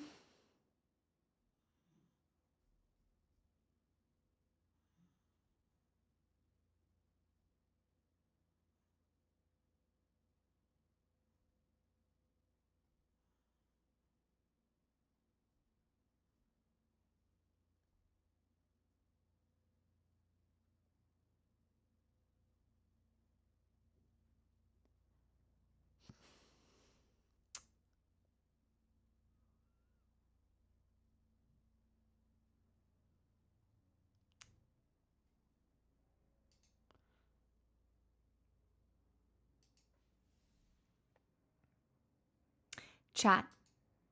If you want less schedule, the less schedule is in the Discord. Okay? But it involves not being here tomorrow because you know what I'm gonna do? I'm gonna go be an angry woman. That's fucking right. What does that mean? I'm sure you'll see a story or two. But I'm gonna go be an angry woman. Alright? I'm gonna go be angry. And scream. Maybe. I don't know. But Ati. You went already angry. I'm not a very angry person. I'm just not. I don't get angry. I get sad or frustrated, but the amount of times I get viscerally angry are minimal. Maybe that's because I'm always by myself. Who knows? But even then. Now, chat, be kind to yourselves, drink some water. I'm taking us to Hungary because I wanted to see what was going on over there. But also I'm leaving because I'm hungry. So I'm going to go cook food. I hope you have a nice day. I'll see you Wednesday during the day. Okay? Okay. Bye.